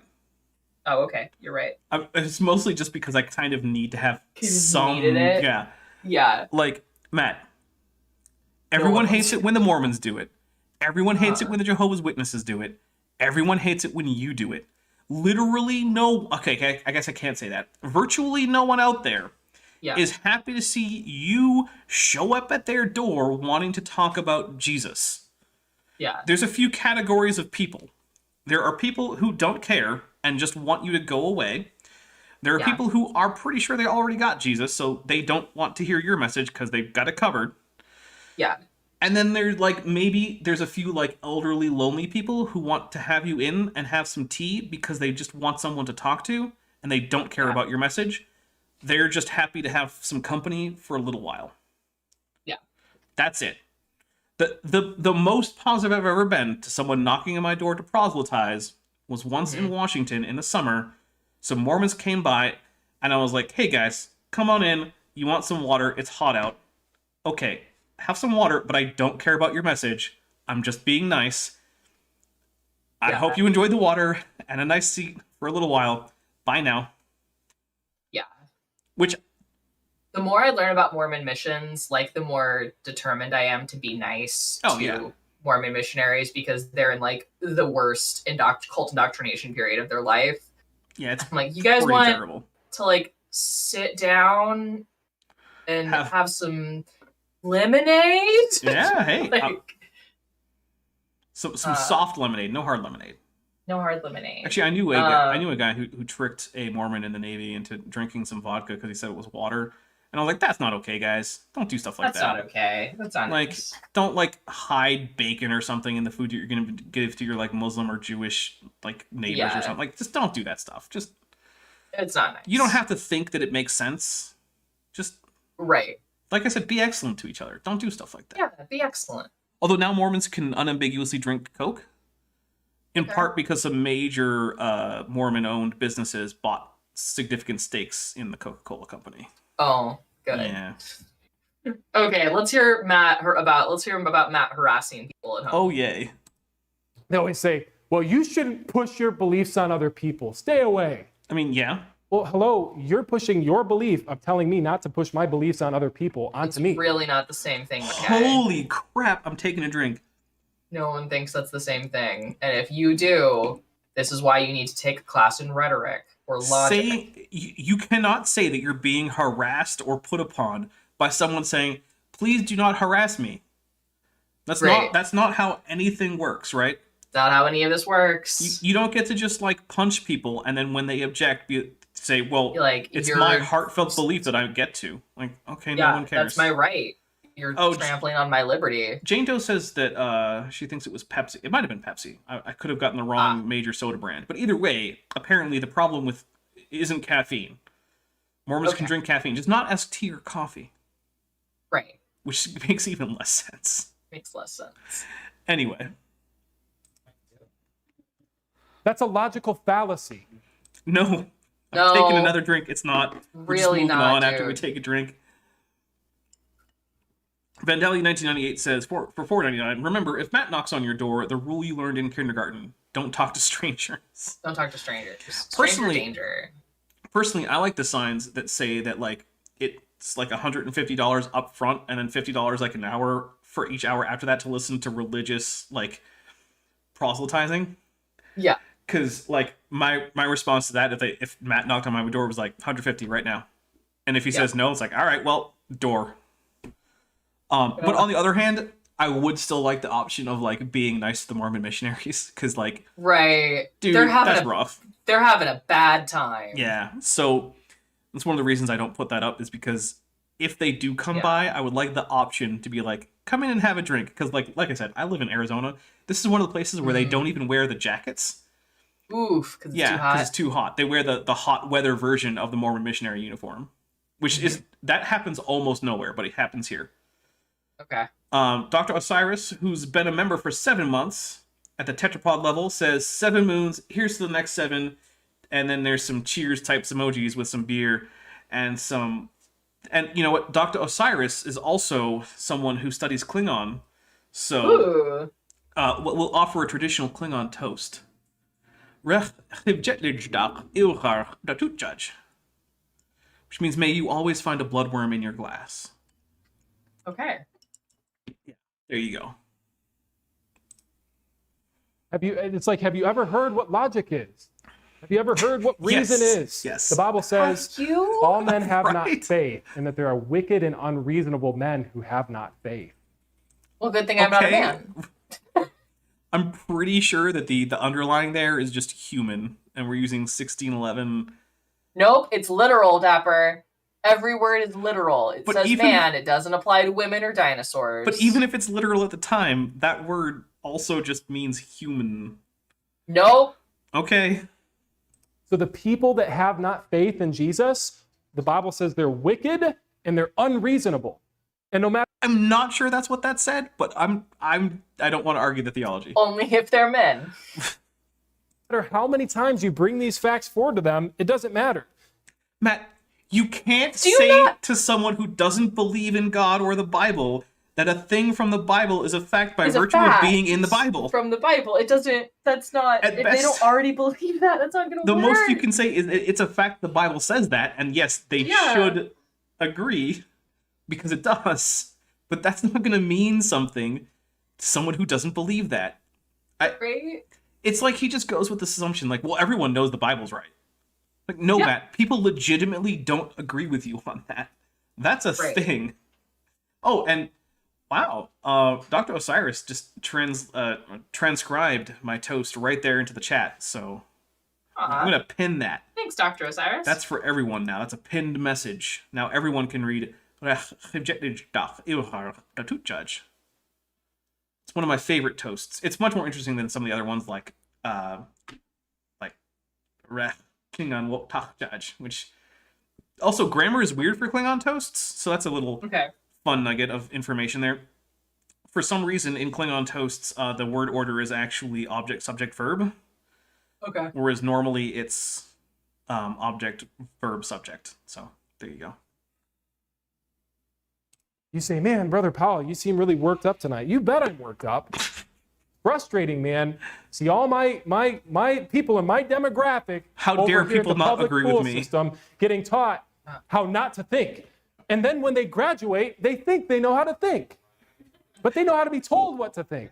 All this comes down to is, how dare they not agree with me? How That's dare it. they not? How dare they not Goodness. think like I do? Man, the audacity that someone might disagree with Matt Powell. Whoa. They don't know how to think for themselves. Because they would Crazy. agree with me if they did. Every free thinker agrees with me. I'm taking And a if you drink. don't agree with me, you're not a free thinker. I'm Jeez, taking come on, a it's very clear. It's like the scene in South Park where Butters is thinking about joining like the goth kids crew, and they're like, Yeah. if you want to be a nonconformist, you have to drink or not drink. You have to you have conform. you have to like dress and act just like we do. It's like, yeah, okay, sure, Matt. Yeah. Last thing that I have, and I'm sure some of you have probably heard this. And other Christians, when I took Oh goodness, I just realized something. Hmm. The Dutch angle is less extreme on the main, like what other Zoomed people are in. seeing. No, when it's Yeah. zoomed in, you and I don't see it at Dutch angle, but they do, because to like do a 3D transform so it fits better with the parallel lines in my scene, I actually Yeah. faced the Dutch angle accidentally. So everyone's been Amazing. seeing the non-Dutch angle until the close-up, so it's been switched. Excellent. the raging atheist guy, and I debated him, if that's what you want to call it. Oh wait, no, it's more Other accelerated. It's Christians more were exaggerated. coming Never to this mind. guy and It's even saying, worse. "Oh, Ronnie's his real name. Oh, you're so smart." I don't know if that was public or not. Apparently, look, it's Matt Powell's fault. If that wasn't public, then if the raging atheist sees this, I'm sorry, I did not know you were about to be doxxed. Goodness. Ronnie, we just think the world of you, Ronnie, and you're the most single, honest person we've ever met. This is a conversation that didn't happen. I'm taking a drink. This conversation that never happened. He got a lot Trying of to criticism for his performance in that, like, conversation. I mean, it was dishonestly edited, but even if you listen to the unedited versions, which he does have, it wasn't a great showing. It wasn't a great showing. Like, and so what most people were upset about was the dishonest editing, right? Because that was very obvious. Oh, very. But even if within the unedited version, he could have done better. Yeah. Send him over to Jesus by lying to him and pretending that he believes in science. Tell them the truth. I told Ronnie the truth. And he... Did you? Okay, so I don't know if Matt intentionally lied, but he didn't tell the truth. Right. He rejected it. And you know, there were definitely some anecdotal, can't actually be proved, that raging atheists, some of his camera equipment might have been tampered with. Interesting. Yeah. I mean, I wouldn't put it past Matt, but I'm not going to say that it definitely happened. Can't say it definitely happened. It's so from the raging atheist, it was his camera worked fine the day before, and it worked fine the day after with him doing nothing, but he somehow didn't get any of the footage of his own. Well, look, like I said, I can't say for certain. Can't say for certain. But also wouldn't put it past Matt to tamper with someone else's camera. 0% would put that past. Yeah. You know what? If he continues to reject the truth, if he continues to stiffen his neck, he'll be destroyed, and that without remedy, the Bible says. Without remedy. There's for some people for whom it's too late. I took time out of my schedule to go visit with that guy. Movie. Right. To make a movie that you then distributed for your own purposes. Right. Yeah. This was not a charity This is visit. not. Yeah. This was not altruism. Right. This was. Okay. This wasn't because he was begging you to do it. Yeah. Who would beg for a meeting with with Matt Powell? Sorry. Or either way, right? Either way, yeah. Actually, I was contacted not that long ago, like, hey, could you get a hold of Raw Matt? And the answer was just like, no. No, absolutely not. I won't do that. And try to help him. I saw anger in that man. And I saw hatred for me. I mean, you advocate for genocide, Matt. You're gonna get that. You're gonna get that. I see anger in you, Matt. Right now. Right this minute. And I've other heard people, anger other in your Christians. voice. Yeah, I've heard much more anger. I've heard much more anger. There's definitely times you seemed out of control. Yeah. Look, during that audio recording of him abusing that church member, there were times where I thought, like, is Matt going to just take a swing? Like, am I going to hear, like, a scuffle soon? Fortunately, I didn't, to be fair to Matt. But, like, it wouldn't have surprised me. Yeah, it's not a good look, bro. Well, then again, it was never intended for public consumption. Right. I didn't necessarily see hatred towards God at that point. But you know what? He started hating God. Did he? He started hating the Lord. And it's a shame. Don't end up like Ronnie the Rager, the out-of-control atheist, is what he should be called, because that's what his name even means. That's too long, Matt. Come on. It's too long. No one wants to watch the out-of-control atheist. Like, It's out not. of control. We can it's just like 5 use syllables, words no. and know what they mean. Right. His Right. fantasy name. No, it's Green's name. Green name. Last thing I want to cover tonight. What is like the fifth last thing? Oh my goodness. Well, to be fair to him, we do still have more than 6 minutes of this left. So, of course. Jeez. Look, we're not going to start back up And we with the rest of this skipped next over time. the abortion bit. Yeah. When we start back up next time, there's going to be a new video, right? We're done with this video after tonight. We're done with this video. In fact, we're done with it already. Moved on from this. We're already done with it because it's already like only 4 minutes till the top of the hour. So we're done with it already. Matt, Yeah. we're not going to get to your last thing. Sorry. Sorry. I'm not. I'm not sorry at all. But, Maddie, you know what it does mean? What does it mean? It means our next video might have to be raw Matt. Oh no. Yeah, well, I mean... Can he at least make some kind of science content? Well, I'll vet the video a little bit. Okay. I mean, actually, to be fair, I vetted this one. I mean, I listened to That's probably like 20 minutes or so of it before I was like, yeah, this is what we're doing. Yeah, there was more science at the beginning of this. Right. So I'll check with a few raw Matt videos. And look, if I can't find one that actually is going to fit, we'll just do another Matt Powell. Okay. But hey, that's not for like a month. It's true. I have like a month to recover. Right. So let's see. Tomorrow, nothing on this channel, but D&D is tomorrow D&D night. is tomorrow night. By the way, I'm not 100% sure of exactly what time we're doing it, so we should talk about that. With not just you and me, but the whole group. That will be on Cheshire. Group. That will be Cheshire Vic's channel. Guns, Magic, and Steel coming back. There's been illnesses. There's been travel. There's been conferences. There's been surprise schedule changes from other channels. There's been a whole lot of craziness. No one should stream in December. Basically. But yes, we've picked a new day. We might be picking a new time. Stay tuned. I don't know. It might be a new channel soon, but it's the same. So I can actually say it will be a new channel at some point because Cheshire Vic is starting up a D&D focused channel that she plans to migrate the game to. Yeah. So, but for now, it's going to be on her channel until she gets that channel up and running. I know that she's been working on it.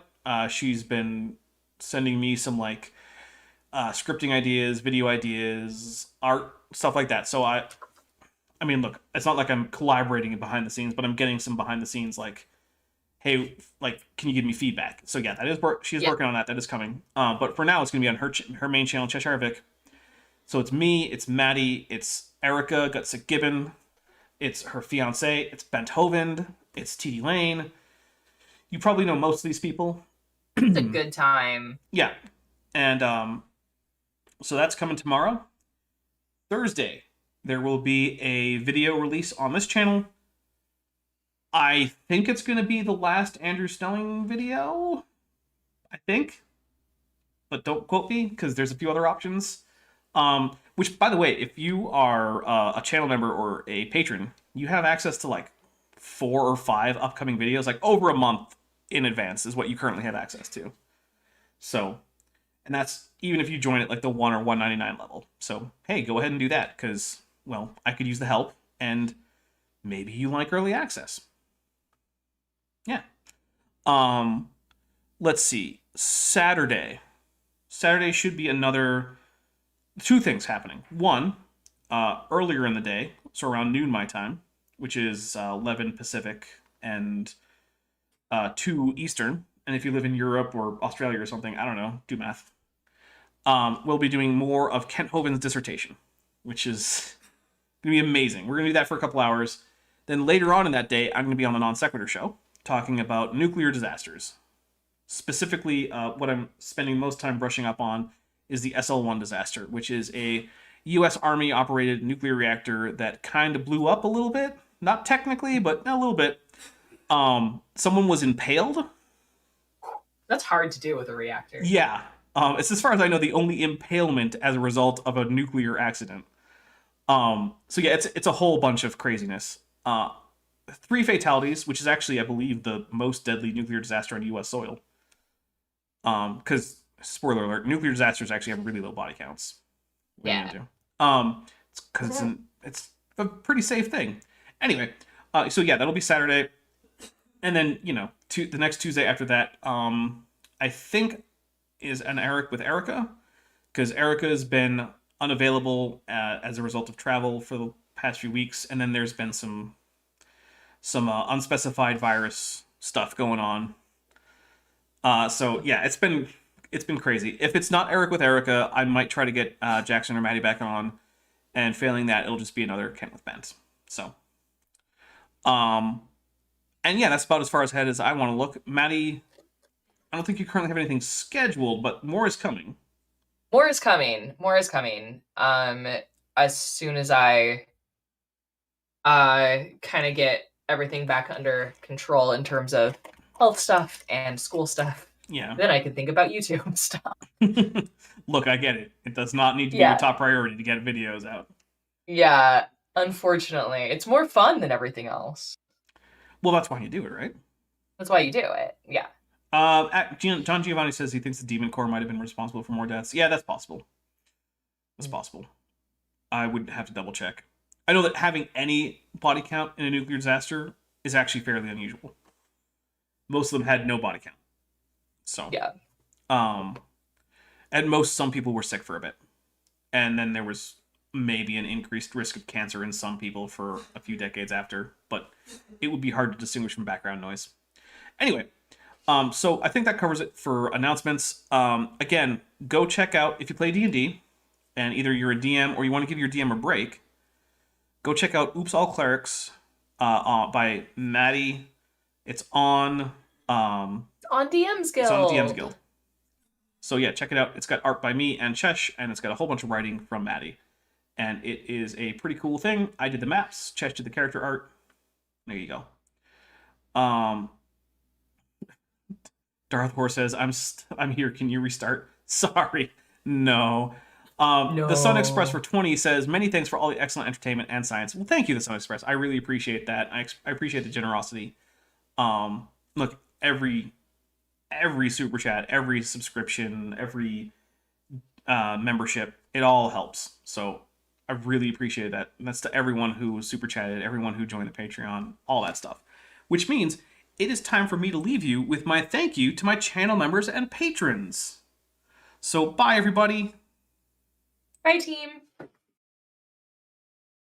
I just want to take a minute to thank my patrons and channel members, especially those pledging $20 or above. Bob Knob, Bent Hovend, Denny525, Ian Chen, John Ackerman, Landon Knoll, Lingway, Sphincter of Doom, The Venerable Bede, and Patrick Dennis.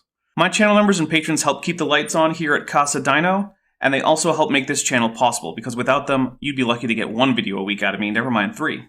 If you'd like to support either as a patron or a channel member, there are links below. Also, if a monthly pledge or even an annual pledge isn't right for you, there are other ways you can support the channel. There's a merch store and an Amazon wishlist. And of course, if none of that's right for you, just hitting like, sharing this video, and commenting really helps out a lot. Thank you.